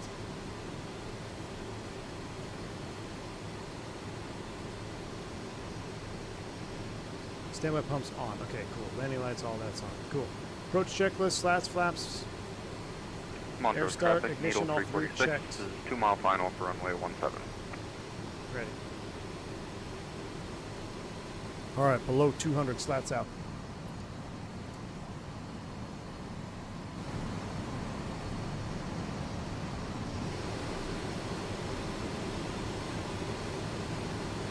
Recording is on.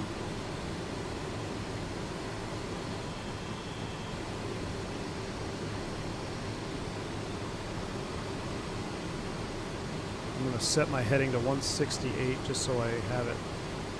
Reminder, we should be able to FMS nav it around the corner here. There we go. 9,400 inbound, now down to 8,100.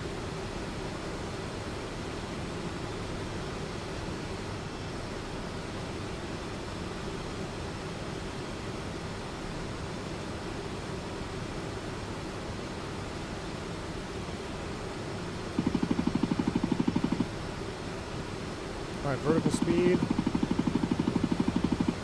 Let's go approach.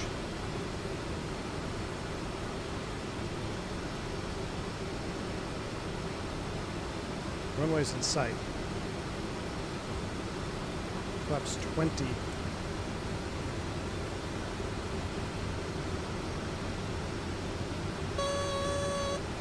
Thousand to go. Alright, so if we switch you over to Contact traffic, speed 156, crossing runway 13 at Delta, will be clear of runway 17. Nav 1. Loc. Glide slope is armed. We're slightly below the slope, 150 knots, we're looking good. How are you supposed to see the runway? Like, oh my gosh, 37 knots. Coming down to 8,400. Yeah, we're going to do 48, I think. Good luck at Steamboat. Worst wind shear I've flown in the sim in a while, says Flight Sim Guy. Excellent. I love pressure. I eat it for breakfast. What did we say our VAP was? 125, what we're going to be looking for? Montrose traffic, Needle 346 is clear of runway 17 on Charlie, and we were getting plus and minus 15 on the headwind and plus or minus 10 on the crosswind for a PIRAP. Montrose traffic, she's 676, copy pirate, thank you. We're 8,200 feet, about 10 miles out for 17. Alright, here comes the slope. Just struggling to maintain the lope there, you see that?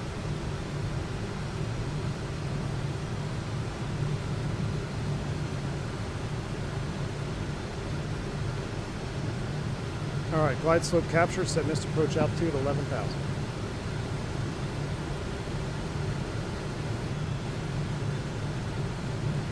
Autopilot's coming off. Yaw damp to go, my aircraft. I'm going to correct for the localizer deviation here.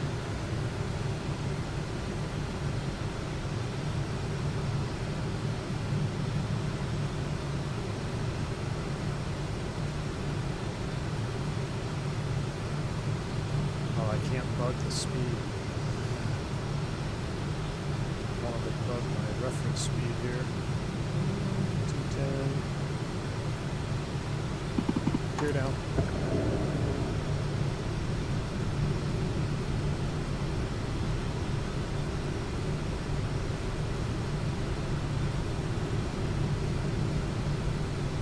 I'm going to spin the knob off my Bravo here, trying to get to 125.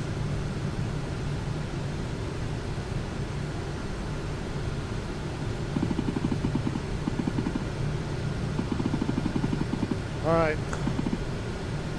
We're 140, flaps 48, yaw damp. 46 is crossing runway 13. Nope. Wrong button. Autopilot yaw damper's off. Oh, that screwed us up. Holy wind. All right, so the real jet is supposed to be about 70%. They're aware of a drag problem with 48, causing us to run about 80 and 1. Look at that, I need a little more juice. That's our approach one there. I'm trying to give us a little extra for the gust. I can't see this. Oh, it's great. I love it. I love it.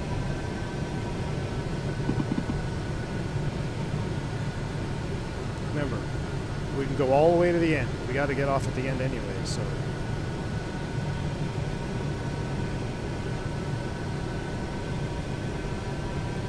Density altitude is 9,000 feet. Here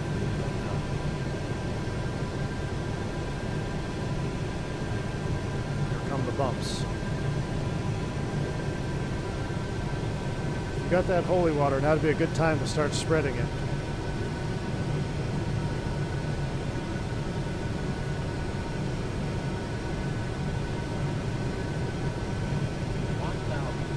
Thousand feet stable.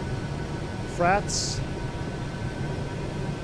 Checked. I don't want to move my views down. I know the yaw damp's off. Because I'm sitting right in my seat so I can see the runway. 42 knots of wind now. The runway. Oh, there's a big gust. fall out the backside of it.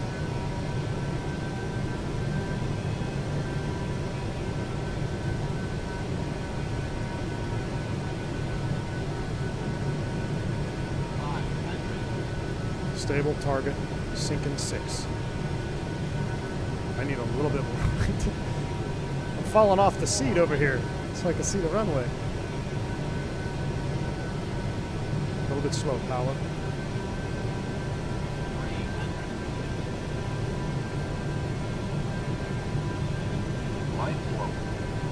It's alright, we're right on the pappies. Light slope. Light slope, light slope. Light slope, light slope. Right on the pappies. Light slope. Looking good. Light slope, light slope. 50, 40, 30, 20.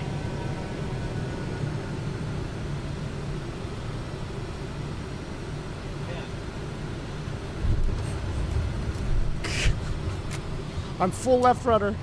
I'm full left rudder.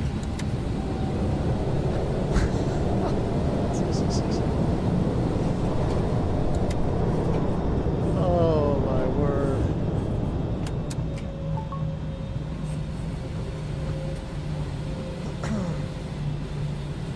Well, all things considered, let's let it roll.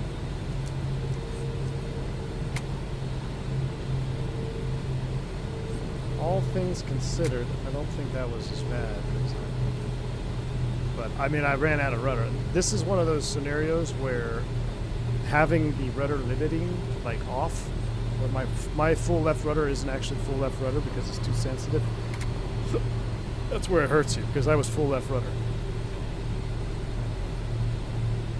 I will take it off here at Alpha 6. Poncho's traffic for G676 will clear it at Alpha 6. Alright, let's clean it up.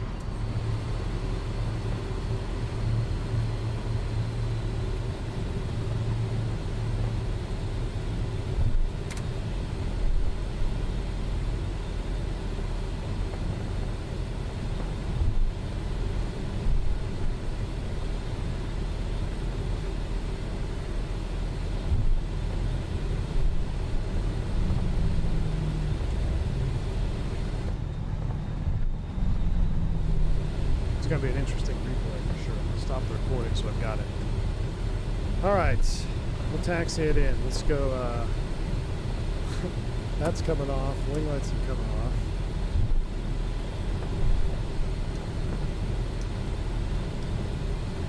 Oh, I gotta split the bus. Let's get the APU up. Alright, that's going to reset the trim.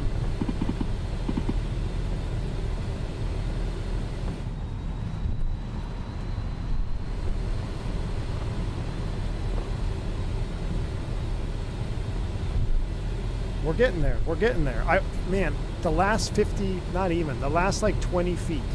Everything felt so good till the last 20 feet.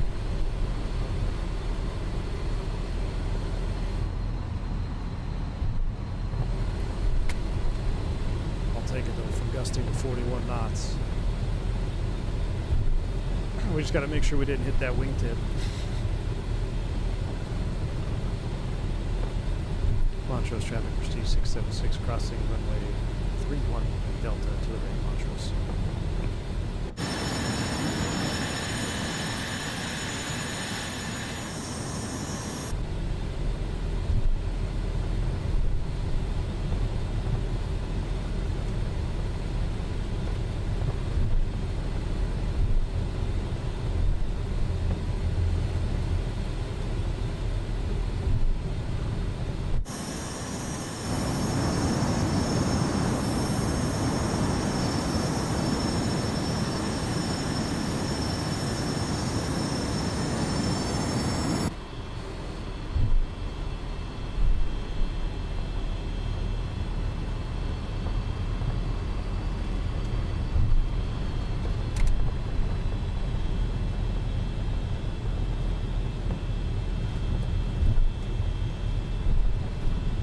I like the Falcon taxi cam here.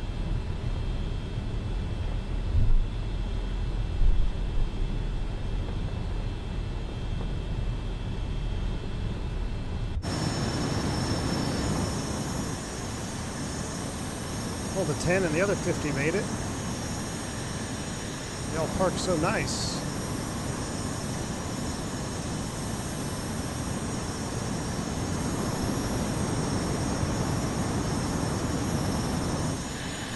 Look at that lineup. All right.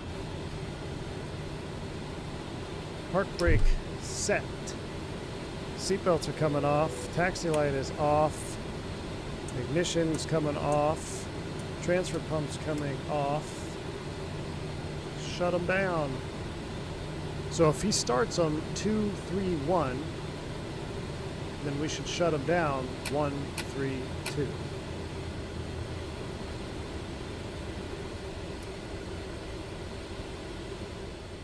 Booster pumps are coming off.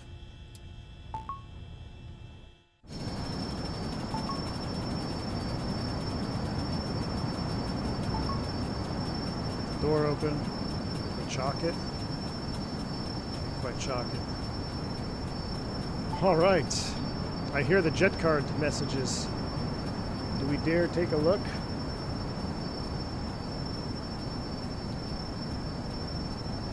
I'm scared. All right, let's complete the flight. Okay, I'll take a 310. That felt like a 310. It honestly felt like a 310 landing. Definitely felt like a 310 landing. Now, what I want to do is I want to save this landing, and I want to just turn this to Montrose or to Steamboat right now.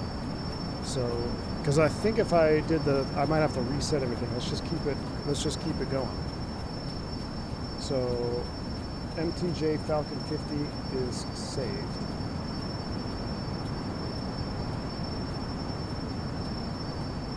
In the Falcon with wind shear 310 seems pretty good to me. Hey, here we go. All right, let's go to this one. So this is, yeah, it's only 130 miles. It's 18-minute flight, and I want to try Steamboat. So let's dispatch to Steamboat Springs, and let's turn and burn. Let's turn and burn. Steamboat Springs not much better. 180 at 11, gust 2.6. I mean, it is a windy day here. So we are continuing on as 891. Let me refile.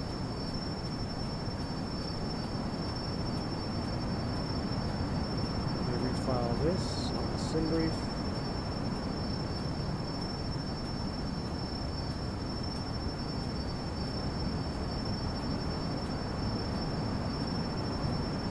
I mean, you could hear the wind out there. What altitude they have us going through? 27. Alright, flight plan is submitted.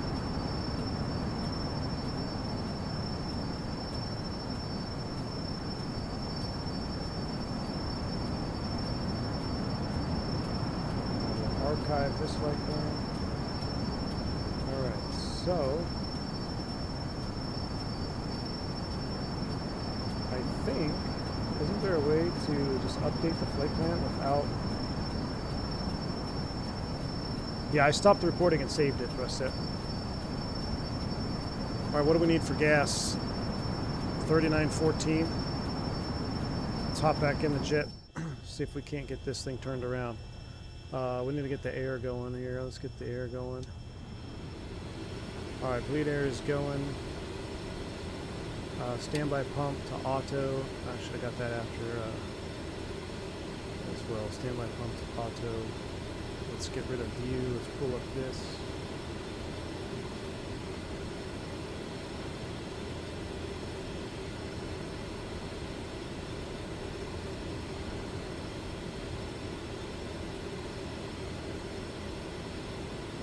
Wait, 0.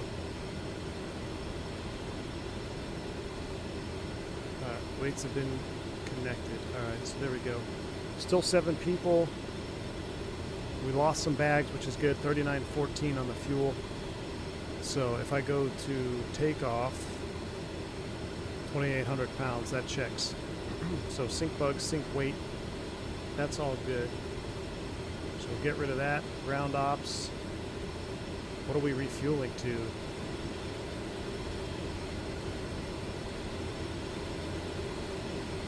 gross weight we have 2639. We've already got the gas, so we don't need this. We can go ahead and close up.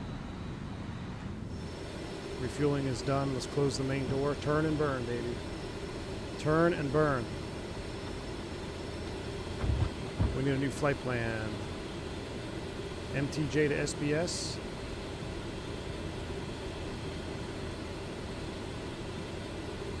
Alright, that's us. Enter. Enter. Tilly.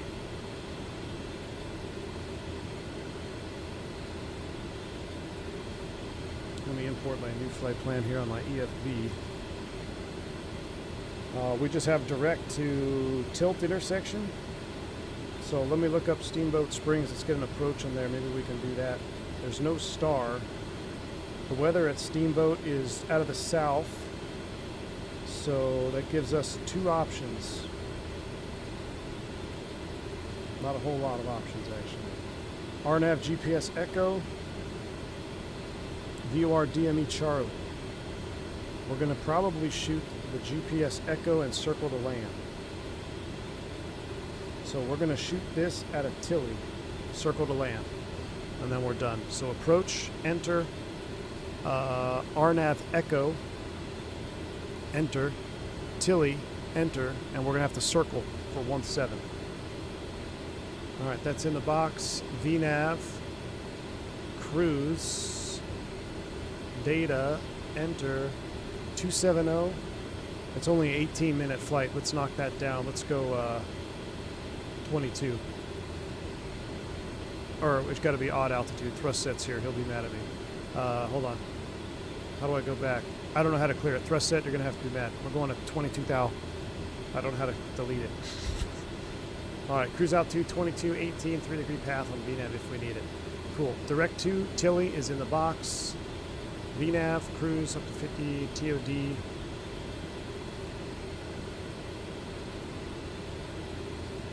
It's 221. There we go. Now everybody's happy. Thrust set's happy. We're at 21. All right. I'm going to put the direct page up on that one. I'm going to put the VNAV page. See, VNAV is inactive on this one. Right? Yeah. Oh, no. No, it is. It's talking. Okay, good. All right. That's good. Magic Barrel ref is set. Pre-start. Let's go. Anti-collision is on. Or was off. Ground start. Booster pumps are coming on. 1, 2, and 3. Seatbelt sign. No smoking sign is coming on. Red only. Nav and logo is on. Let's go ahead and fire them up. We're doing it proper this time. So we're going 2, 3, 1. There we go.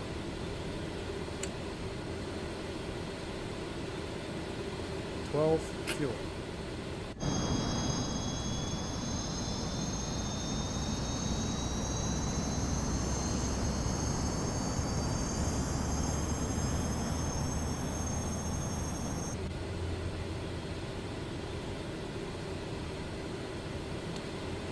Stable. Number 3. 10, 12. Fuel.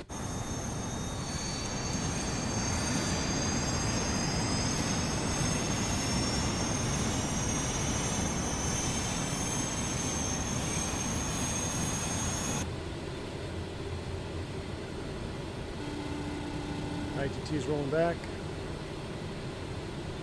Stable. Number 1. 10, 12, fuel. Sourdough Man, thanks for $5 super chat. Had fun landing in similar conditions in Wyoming yesterday. It's windy here in Aurora as well. Used to work in Steamboat. Oh, really? Well, that's awesome, man. Thanks for $5 super chat. Definitely picked a windy day to fly. Definitely picked a windy day to fly. Alright, 3's coming up. Let me get my Toga set. We're doing a slats only departure. Can I change that? Yeah. Slats? Yeah, slats flaps 0. Sync bugs and sync weight. Rotation 109. Alright, we are all 3 engines up and stable. So cross, transfer pumps.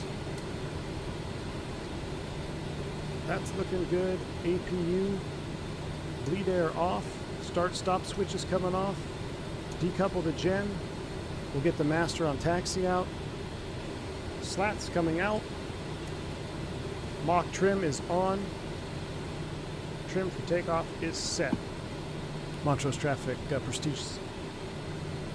What do we hold on? Standby.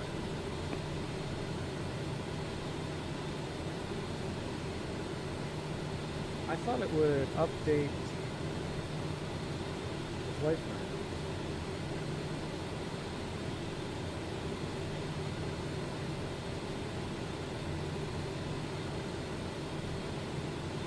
No, it doesn't matter. We are, what's our call sign? 891. Montrose traffic, Prestige 891 taxi to 17. Big intersection departure, Montrose. Alright, let's go ahead and get the HSI mode to this mode and course to FMS track 1. And we'll be 170, be a heading departure. Let's go. Montrose Brakes, traffic, Needle 346, taxiing to runway 17 Let's go. behind the Falcon 50.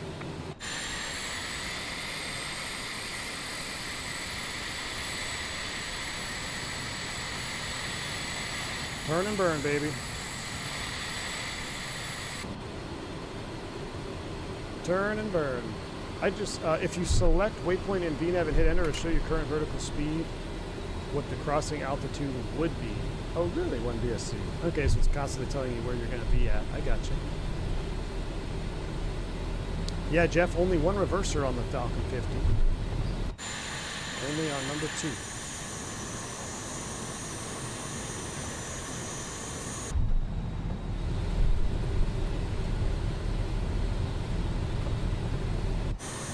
Flight controls are free and correct. Cross here at Delta.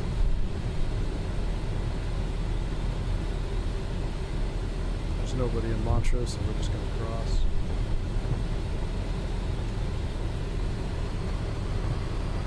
Clear left. That way we'll have 2 replays at the end of this stream, which will be pretty fun.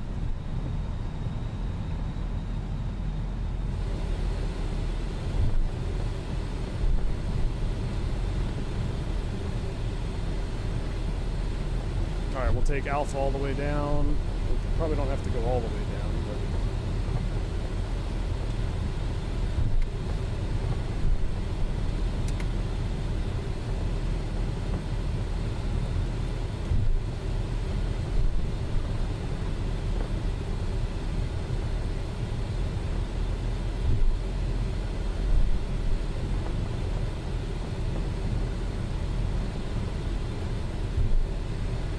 speed on my EFIS. Alright, so let's see where we at. We're pretty much ready to go. Let's go ahead and get the ignitions, lights, wing, all on the anti-collision.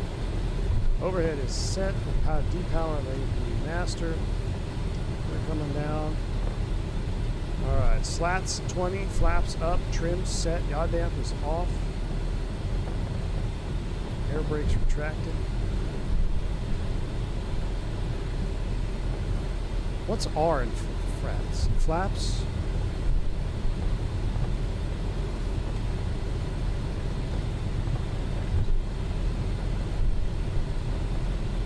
Oh, no, don't do flap. Flaps, runway, air brakes, trims. And spoiler? Or speed brake? No, speeds. Flaps, runway, air brakes. Flaps are set, runway 17, air brake is stowed, trims are set, and I believe that speeds are set.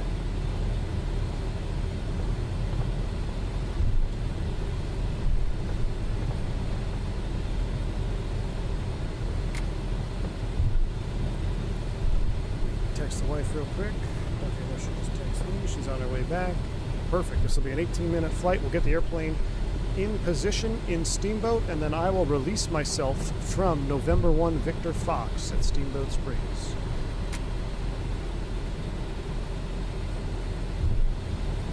I want my Falcon view again. There we go. Golly, the wind's blowing us all over the place here. You know, the rudder doesn't seem very twitchy. I might have to actually increase my rudder or get rid of the extremity dead zone. Man, look at the haze. You could see because it's so windy. It's like blowing dust. It's got it simulated, it looks like. Just that blowing dust haze out here in the desert.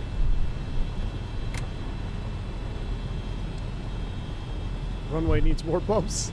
Just did a ground lesson with my instructor. Looks like I made it in time for this repo. Just in time, my man. Just in time. 18-minute flight. I don't know why we're going 22. Sounds a little aggressive, but I think we have plenty of runway here.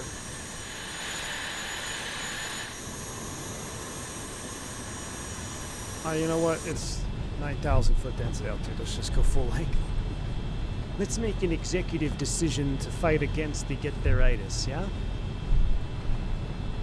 All I need to do is go off the end of the frickin' runway, the PMDG livery, and I will never live that down. So let's go to the end.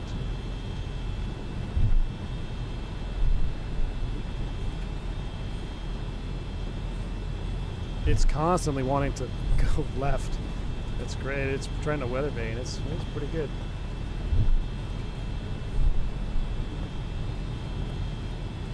Montrose traffic of Prestige 891 departing runway 17 will be a right turnout for departure. Montrose. Alright, we are all set to go. Full length flights, everything is set, frats are checked. Initial altitude, I didn't set that one, I got it this time though, 220.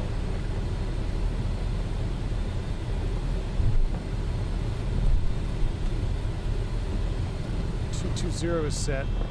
Because of the wind shear, we're going to do a static takeoff as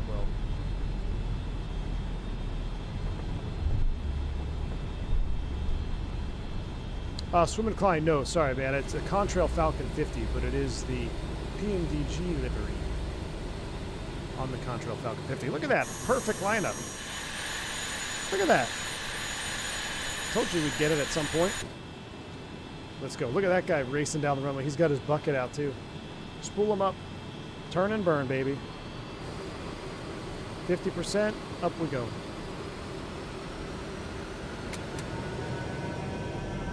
A little bit of crosswind correction.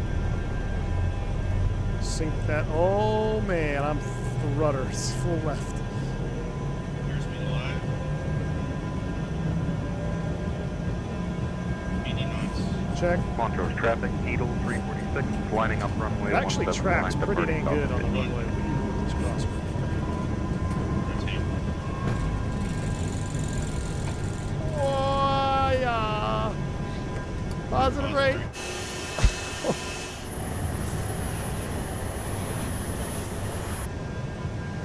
That was close to wing strike.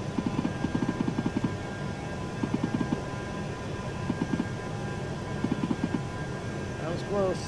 Heading. Climb thrust.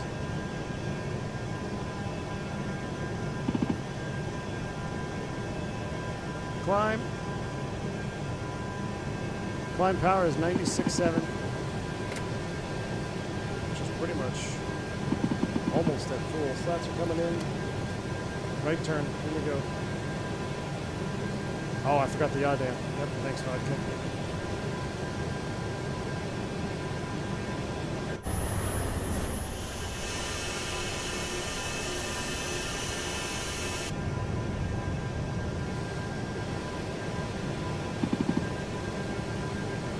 Flying through the flight director here a little bit. Clock her in at 10 degrees. Get some speed.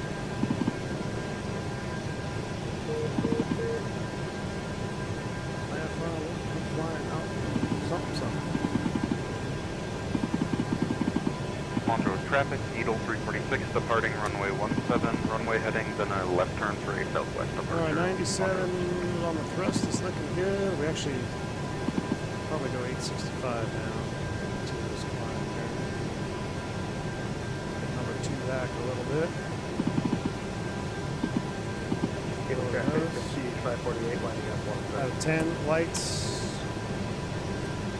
Darth Rust can smoke them. Mission's coming off. 10,000, standby pump auto. Let's give ourselves a direct to Tilly, enter, nav.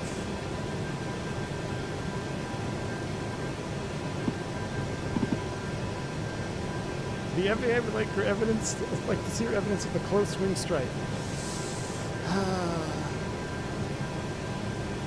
It just happened so fast. It was close.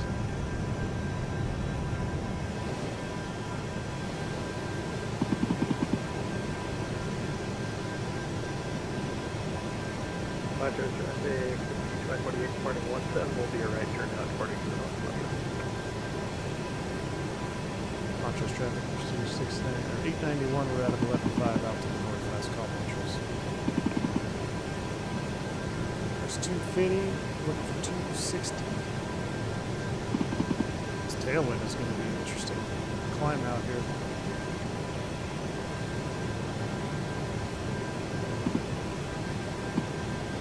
Alright, it's close enough. Autopilot's engaged. 865 ITT across the board. Seatbelt sign come off for a little bit. Gotta try to get up to 220 here. We'll start prepping for the RNAV. Steamboat. We're gonna have to circle. There's no approaches to the south. Crossing through 10,000, making a right turn for a southwest departure. I like this jet, y'all. It's quirky. It's challenging. We're also like bringing it to its limits with 40 knot winds on the ground operation. But you know, from what we know, when you get slow in the 50, it will punish you on landing, and it definitely behaves that way. They are aware of the flaps 48 being a little bit too draggy, so I think when they fix that, I don't know. I think it's pretty fun, man. I'm enjoying it. It's so much different than, you know, it really is. It flies, I don't know what it flies like. Could almost equate it to the Lear in terms of workload, but a little bit less because we got some glass. In terms of intensity for landing, it's like the Lear 35. Because it demands your attention. Demands your attention. All right, let's go ahead and turn the sim down a little bit and make our last climb out here to Montrose. Adding V1 adding winglets to the VEC Falcon fleet. I just saw that. Thanks, AJ. I added a winglet to the left side. I don't know. It was pretty close. Did anybody capture it on stream? I gotta have to go back and look. That's close. That's where it would be nice to have. You know, you can have the recording in the Contrail app, but I feel like. Doesn't that just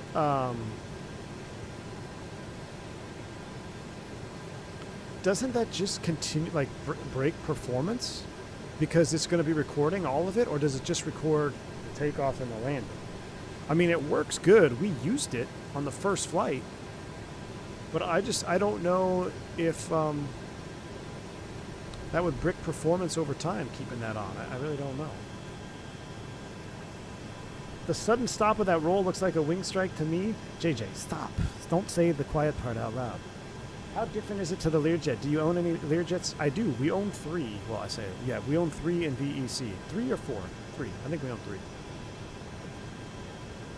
You know what's, Vodka, I don't know if you're still here, but you know what's crazy is this Falcon 50 has a very good number in terms of making money in VEC.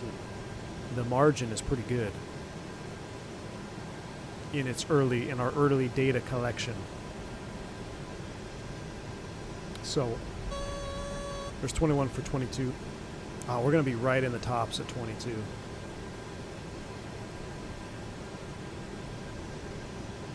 Let's keep climbing. Let's go to 25. Be right in the tops at 22. We're in pitch mode, so re-engage climb mode, PSA altitude. All right, and we'll re-VNAV us.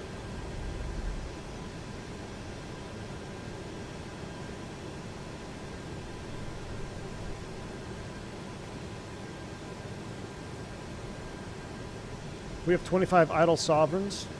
Well, there's gonna be idle aircraft over time as things die down.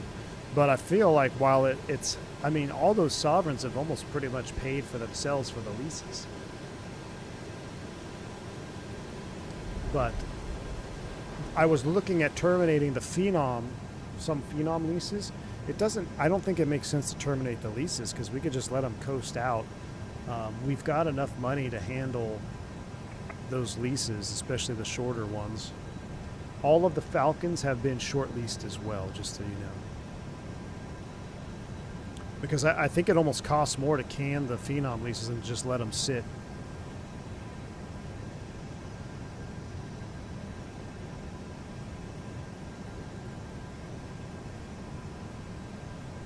Max Jones, yeah, the X and the Falcon are probably my favorite. Well, X Falcon and Learjet are my favorite corporate jets in the sim. I like the Phenom. It's just Garmin, man. Beat the dead horse.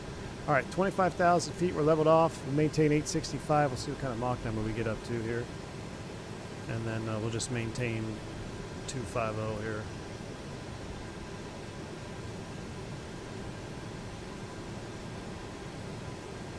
She's easily going to get up there in the 300s. Let's see if we can't do about 330. Let's see if we can hold her at 330. I love the Sovereign. I do like the Sovereign too. The Sovereign what I love about the Sovereign is it's so different than anything that we have. It is an absolute rocket. You can take off at a short strips, land in short strips, go far. It's a butter machine for landing. I mean, you literally, it's a 172. It's a 172 for landing. You just bring that power out and just hold it off, baby. Just let it float down. Just let her float down, and it's a butter machine. So it's a great bird. And flying it in and out of Friday Harbor and Key West are a ton of fun. I like it. I really enjoy Jet Card. I know, and there's more coming too on the roadmap for Jet Card, which is a lot of fun. But I mean, when's the last time we flew to Montrose? Never. I don't think I've ever flown to Montrose on stream, and I've never flown to Steamboat Springs in the sim ever. So, like, I love Jet Card for this. Was off chasing the pup around. He listens like a new co-pilot. How'd the slats only go? It was good. We might have blended a winglet on the left side, though. But it's inconclusive. It's inconclusive evidence. The rotation and bank angle was inconclusive of a wingtip strike, but it was close. It'll definitely buff out, that's for sure. It'll buff out.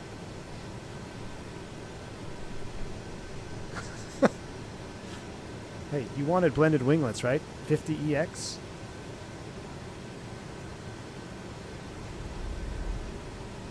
All right, we're 330. We're ripping over to the reposition flight. We're only 50, what are we, 50 miles out from Tilly. So let me pull up my chart here.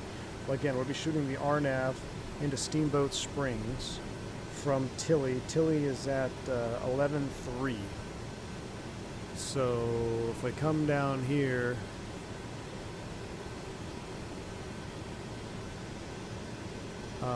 data. Now, how do I want to make Tilly a hard 11.3, but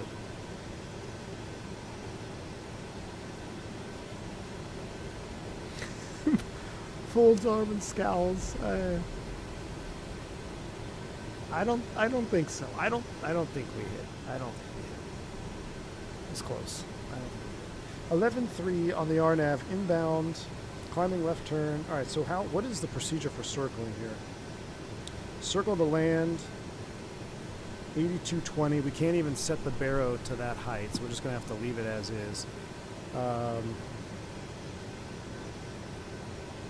Airport information.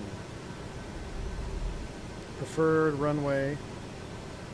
180 degree drop off 2,000 feet pavement. Activate on 14 is a preferred runway. So circle to 14.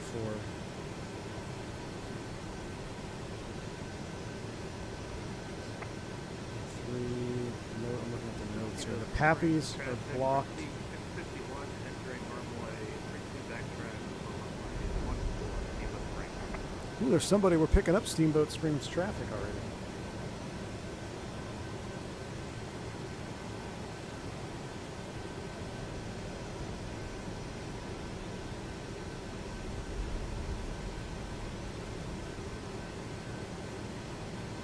Alright, let's go back to full screen here.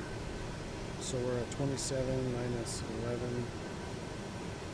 That's 15, 16, 50 miles. So we need to start down, but we're going to. All right, here we go. So let's go descent. Oh, that's heading.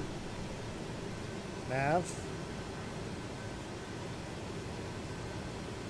Descend. Down we go. Seatbelts are coming on because it's going to be bumpy.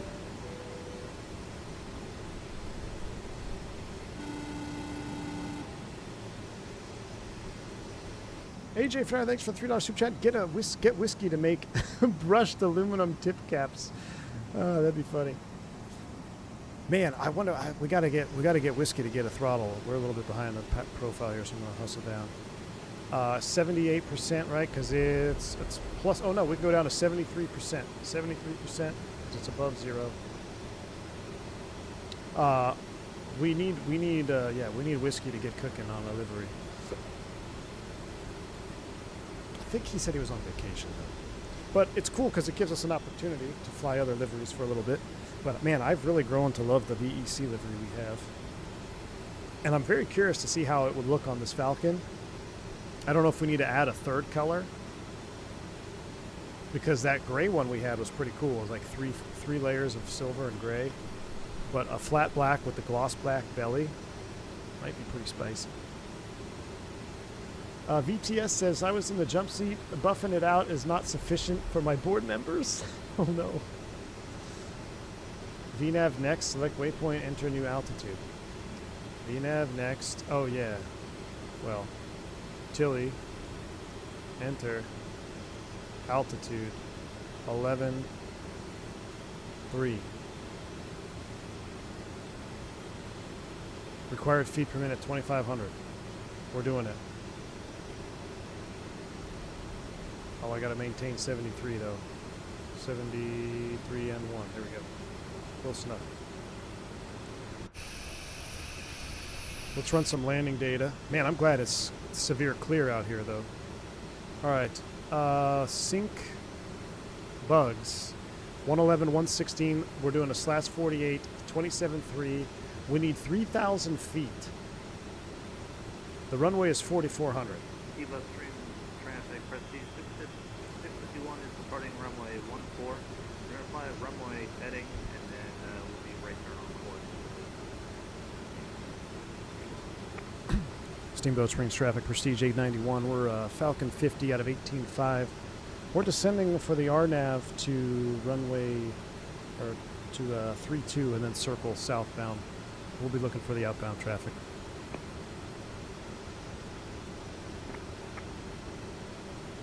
We're going to be over Tilly, which is, how far is Tilly out? It's about 7 miles from MacB. And MacB is 10 out. Yeah, so about 17 out south.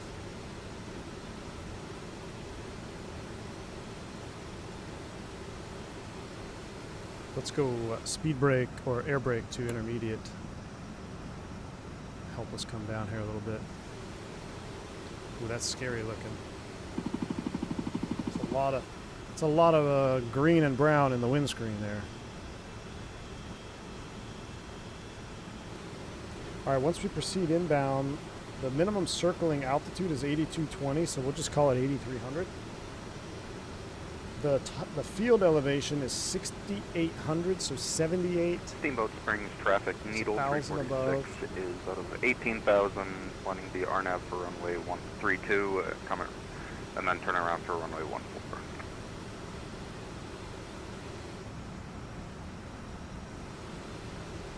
All right, there's Tilly inbound. We also need to slow down. Steamboat Springs traffic, Prestige 651, taking a right turn over the rubber VOR. We're heading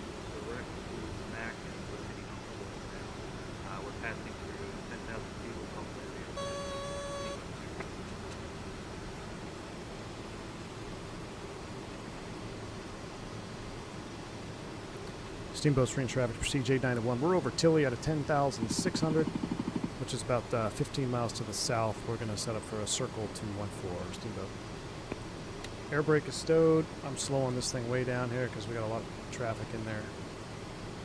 I'm going to just dial into 10 for now. And 10-3 to Busty.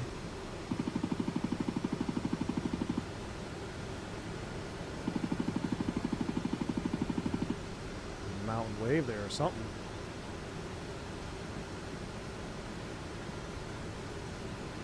All right, so 10-3 to Busty. Busty inbound 9,700. We'll vertical speed that down.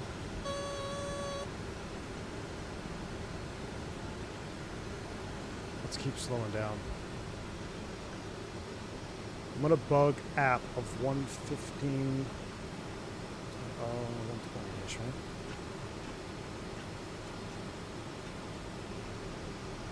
Gosh, I wish I could move the verticals of the IAS bug faster. Alright, let's go ahead and keep trickling down. Vertical speed. 500. Keep moving my speed target.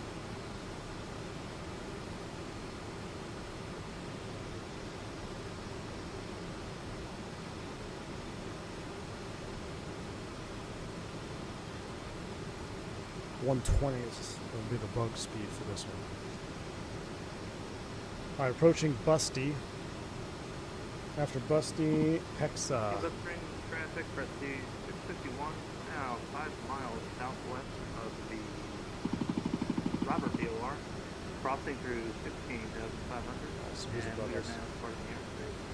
I think it's clear. Yep. See you. Have a good flight.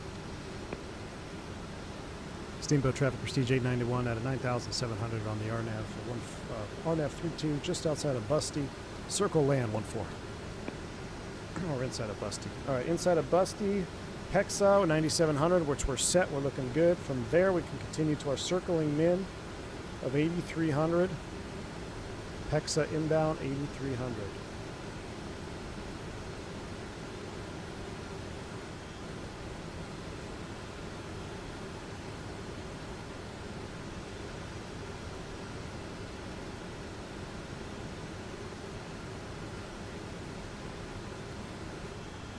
Okay, there's the airport. Is that the Steamboat range airport? traffic for Needle 346 is crossing Tilly at 12,000. That's the airport. All right, autopilot off. Let's fly this thing. Autopilot off. Let's get rid of all that. Flight directors are off. Oh, you know what I forgot to launch is forgot to launch Flight Recorder. Because I had it up for the other one. Okay, recording is on. We're going to let it continue to go past us there. We're slowing up. Sounds up. Now if I had an FO, I could have them set up a course for me and all that stuff for the runway. Look, 200 slats are coming out. We said we're good to 8,300 feet.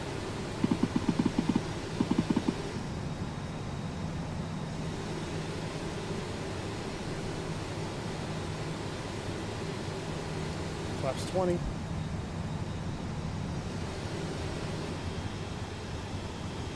Are we going to turn in front of this mountain? There's no go. Alright, here it is. 140 full flap. We're too tight. We might be too tight. Let's turn and burn.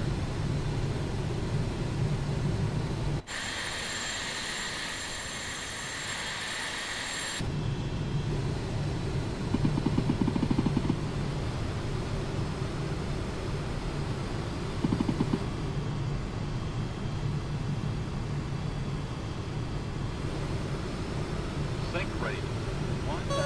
Watch that speed. Sync rate.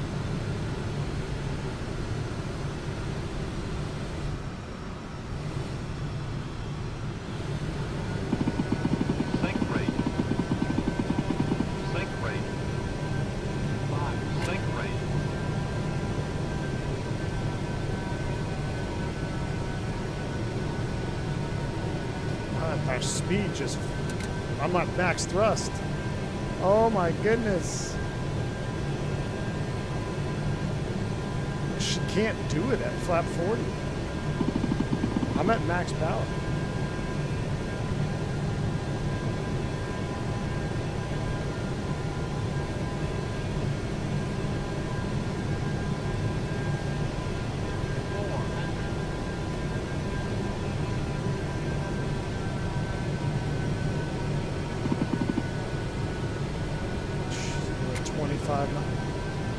I don't know. I mean, I almost feel like we have to go flaps 20. Needle 346 I'm at is max crossing over power. the field at 9,000. One just circle back for runway 14. Shoot.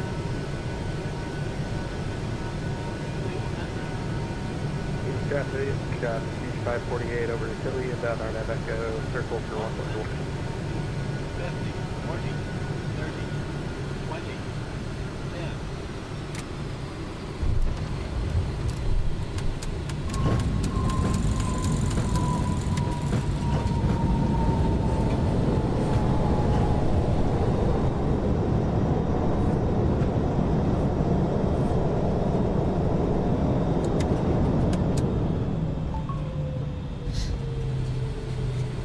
We might have to change this airport vodka. I don't know. In her current state, at flaps 40, she can't maintain speed. It doesn't help it's gusting 40 knots, but we might have to go to Eagle. We might. So it's, yeah, when I run out of air or rudder authority until the nose wheel comes down. But that's, I mean, we're max crosswind pretty much there. Steamboat traffic proceeds 891 back taxi F14.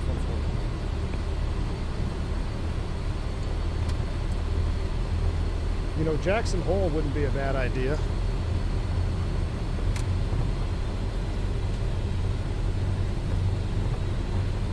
I'm curious to see that landing. But in the turn, dude, we went like flaps 40. You've got to be at full thrust to maintain. You almost can't even maintain at full thrust.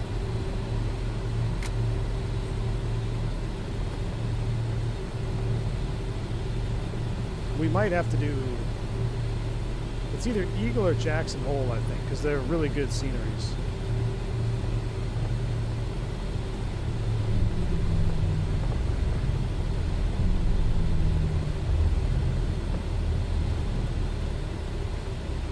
Steamboat Springs traffic, Prestige 891, clear of 140. Alright, let's clean her up. She's all clean up there.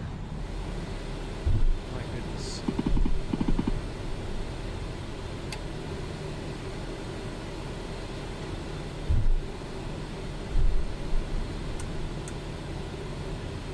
And we did that without the ignitions on again. Ah, nope. I don't want to do that. Steamboat Springs traffic, Needle 346, 2 mile final, runway 14.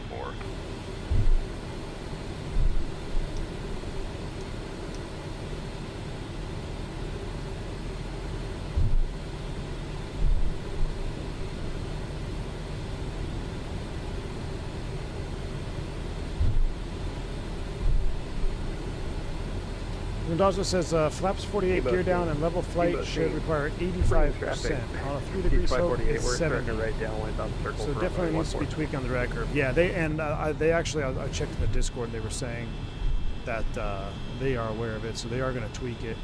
Look at this 10 coming in here. It's a pretty ballsy airport. Oh, that looked like a bounce. That's a bounce that go around. Steamboat Springs traffic, Needle 346 going around, runway 14. You left some parts of your airplane out right there.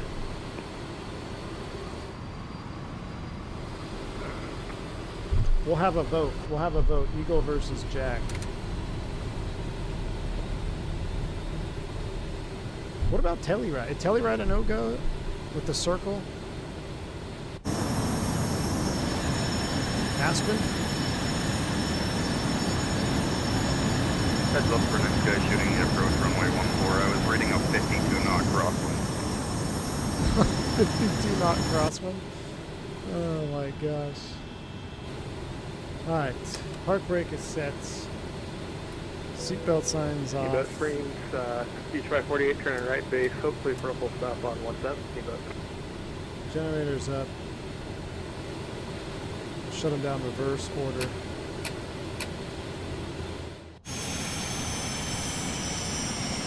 We're putting this airplane to bed. Steamboat Springs traffic, Needle 346 is right now.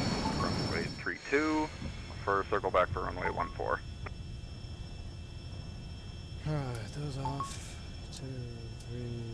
Those are coming off. That's split. Let's go ahead and get EFIS off. We'll leave the radio master on for right now.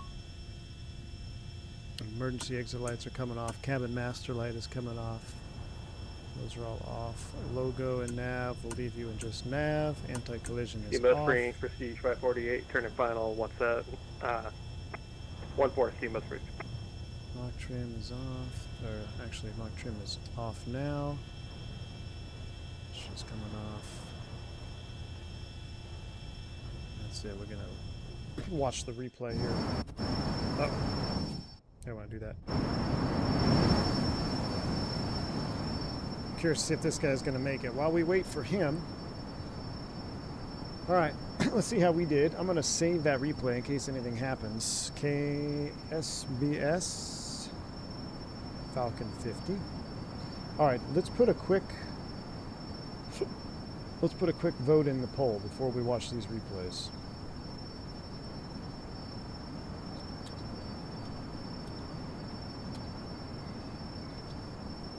So we have Jackson Hole or Eagle.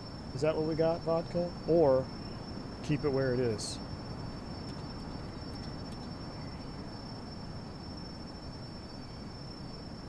Sedona.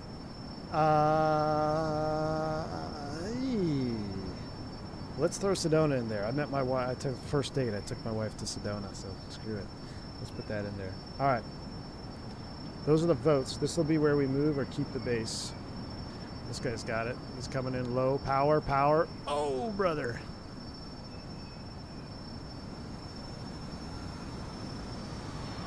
I don't know. If he's on jet car, we'll be able to see his. We'll be able to see his landing rate too.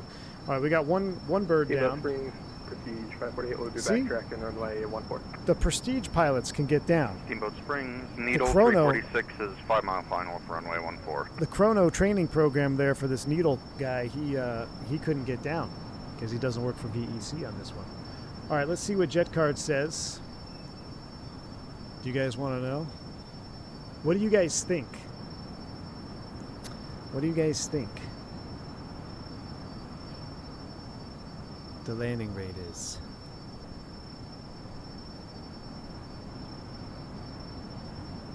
Man, I'm surprised Sedona is so far down in the poll. A 380?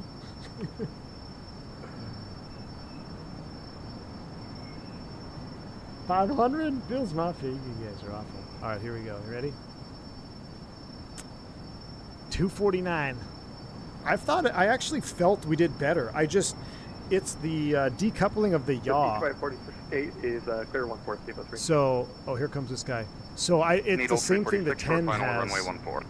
Is when you land in a severe crosswind, you lose rudder authority, and there's a lot of airplanes that suffer from this until the nose wheel comes down, and then it's like you can steer after the nose wheel comes down. Oh, look at that. Nice, dude. He's at a 10 though, it doesn't count. 10 is goated. Twin jet. All right. I mean, this airport's pretty fun. We'll have to talk about it. It's 54% Jackson Hole. Moved to San Jose. Key 6. I don't want to put it in San Jose, but I got the airports all around there so you can Steamboat fly to Springs and from traffic, San Jose. Needle 346, backtracking runway 14. You got all your landing gear on there? All right, so replay is ready to go. All right. Nicely done, Prestige gang. The offer thing. In strong crosswinds, we don't waste any time getting the nose down. Lots of sail area back on that tail. So maybe that's, so let's take a look at the replay. Nice flying with you guys. I'm going to disconnect. Let's take a look at the replay.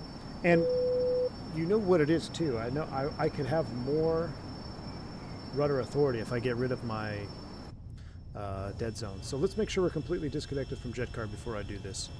Okay, so return to trip. Our trip is complete. We are completely done. So I will release November 1 Victor Fox to anybody who wants to fly it at a steamboat. Please do not take off greater than 2,900 pounds.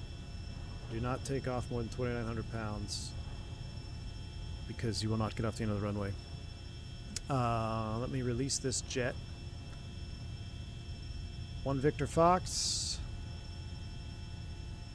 is available for booking.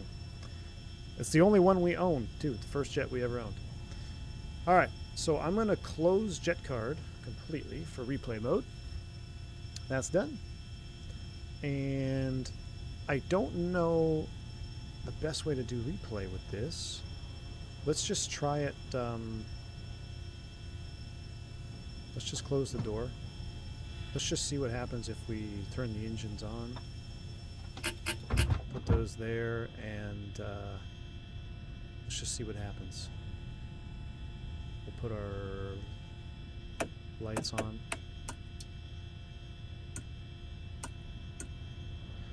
Let's see what happens in replay if we just fire it back here. Sounds like it's loading up just fine. Is it? So I'm shutting off. When I start them.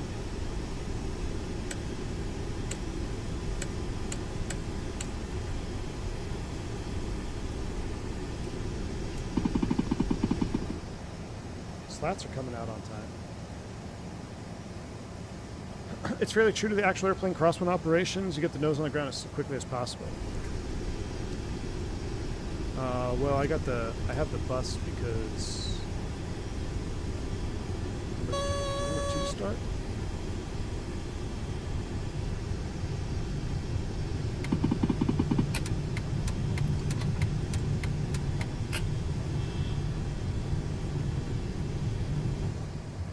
That's kind of a bummer. No engine sounds. Everything else is working.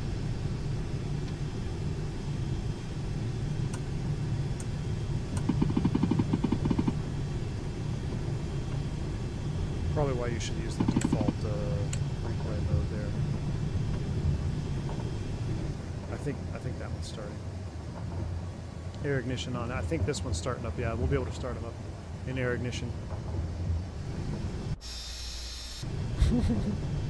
Maybe. Oh, Sync rate. does it need fuel? It needs fuel probably. Sync rate. Yes, we got 2 and 3 coming up.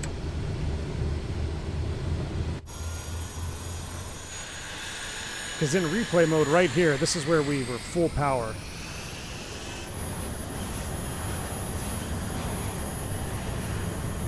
I mean, because Rondazzo was saying, you know, you never put flaps 48 in level flight. We were low, so it may not be that far off, but I think it I mean, they've already acknowledged that I think at 48 it's a little draggy, but it may not be that, it may not be as far off as we think. Remember, the field, I think the density altitude here is over 9,000. It was over 9,000 at Montrose.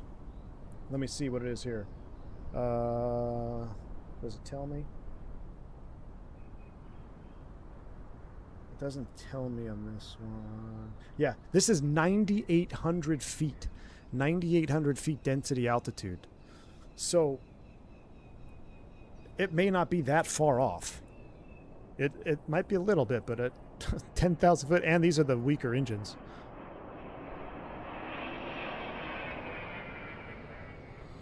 Ha! Max demonstrated crosswind. That's not that for max demonstrated crosswind. Come on now. Let me recenter this. I think I can hack it. Let's see if we can do a hack through here. We didn't hit the wing. We got close. We didn't hit it though. Ah! Yeah, see, I needed. It actually wasn't. Let's see. No, really soft.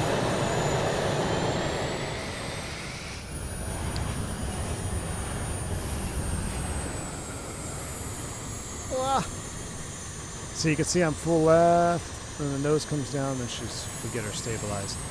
It's not bad. For maximum crosswind, guys, at 9,800 feet. Look how close. Look how freaky close. Hold on. Let's watch that slammer in half speed.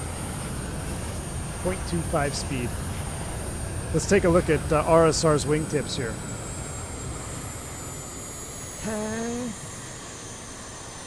A little more flare would have been necessary. 1, 2. Pause. Oh my. That's hey. No metal was bent in that. Just to, you know. Hold on. This is a good screenshot for the thumbnail. Hold on. I gotta reset. This is too good of a screenshot. And then I'll have to Photoshop RSR's logo or face in the pilot seat there. That's got to be the thumbnail right there. Hold on, we can make this even better.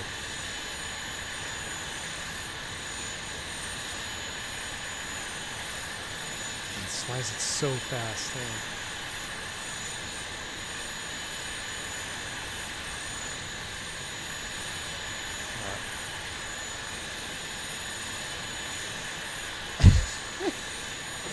Perfect.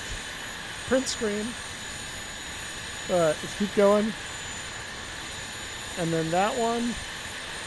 Let me get out of this fuzzy mode here.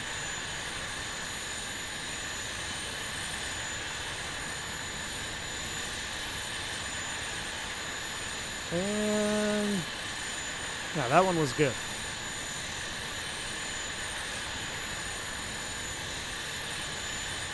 Put it at dawn.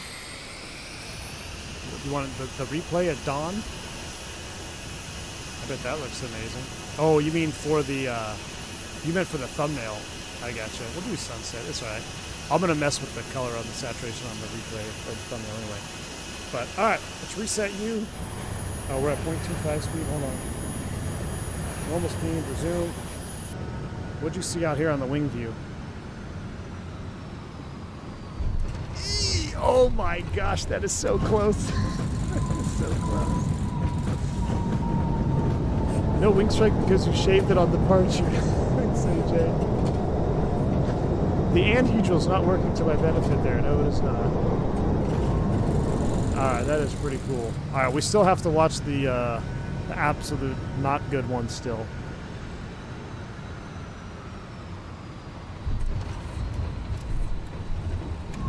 Alright, I said we have 2 replays. See, I should have got that nose down a little bit further.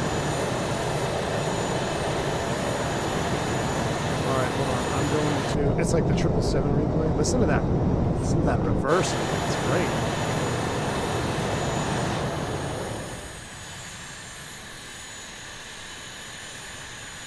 Alright. Let's do this. This may or may not crash the sim. I'm going to pause that. I'm going to pause that. Hopefully I can load this before we go off the end of the runway. All right, we're going to load back up in Montrose. Give it a second. Looking good. Oh, this was another 41 knot crosswind at 9,000 field elevation. Real airplane is very stable and roll and pitch. Fingertip inputs, just a joy to fly. Gonna have to find a way to get you to a few landings. That would be an absolute dream come true, Mr. Randazzo. That would be a dream come true.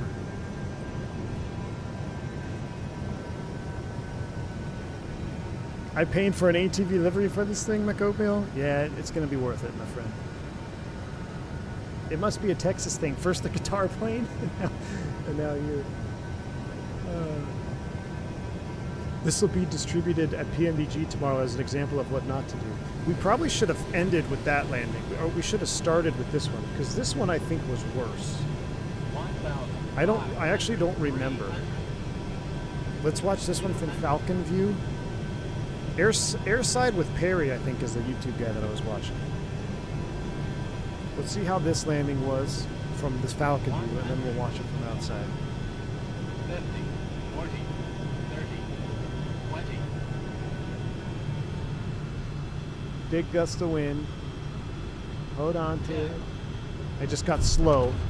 Ah, that's going to be real close, that roll. See? I got to get the nose down faster.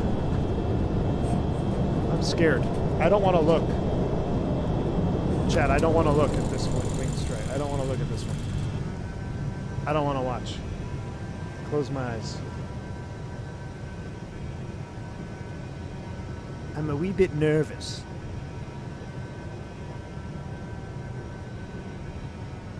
See, we got too slow. Too slow, and then we just come down and boom, and roll. I don't know. All right, let's... The sounds are great, though, right? I feel like the sounds are great. There's only one way to tell. We're going to pause it. We're going to go drone cam. I'm going to reset the drone cam. We're going to... Oh, hold on. I got to do it this way. This way. Off here. Like so. All right. And then we're going to zoom in. Not too close so I can have plausible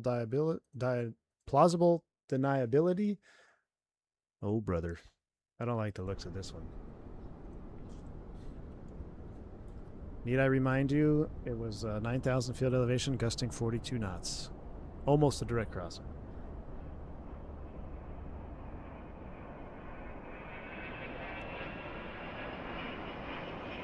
Oh my goodness.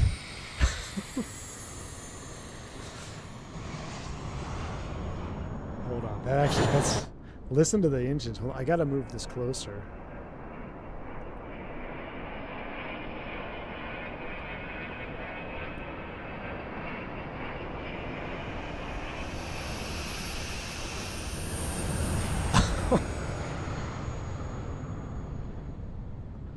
Are there no... Do the air brakes not automatically deploy on landing? Like, air brakes don't deploy for landing?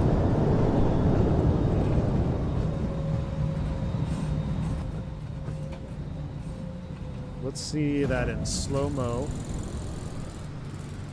0.25. Oh, you have to rip them manually, Jeff?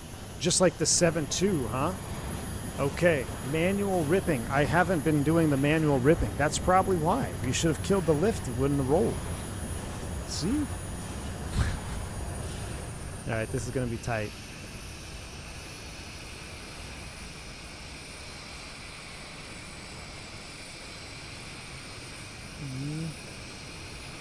Big gust. Listen to the engine spooling. I tried to soften it. I really did.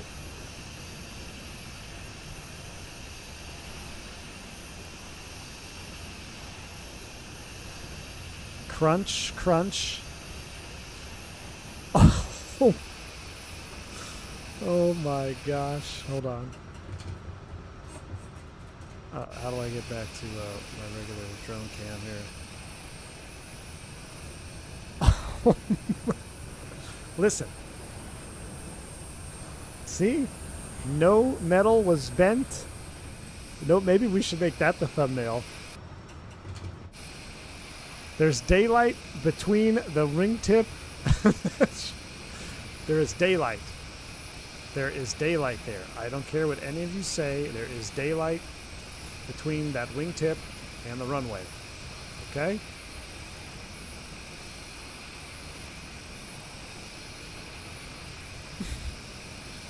Screenshot.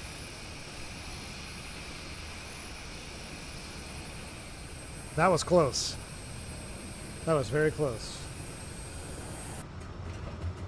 Alright. That's it. I'm done. I've had too much fun. I've had too much fun, y'all. Let's wind it back. Let's end it. Let's, I'll tell you what. Let's end it with the SBA replay. That one was a little bit more scenic. I'm going to go normal speed, resume. You can enjoy this one all the way in from the Circle to Land in Steamboat Springs. What did we end up with in the poll? Ooh, 50% want Jackson Hole. So what if I do Jackson Hole versus Sedona? I'll put It'll be Jackson Hole versus Sedona. I have to look at the mileage between bases. But I think we are going to be moving it from Steamboat. Was fun to see you flying our actual house livery. Thanks for keeping me company while I work. Mr. Randazzo, thank you so much for the support, the gifted memberships to the channel. Thank you for all that you do and PMDG does for the flight sim community. We eagerly await the 100. Well, we eagerly await the 747 line to Microsoft. Thank you all for the support today. Thank you for the super chats, the bank angle checks, gifted memberships.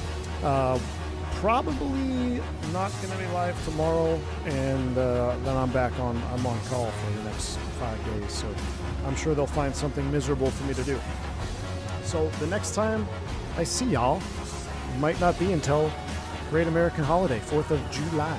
So stay safe, stay healthy. I'm V1. Y'all take care. I'll see you on the next one. See you.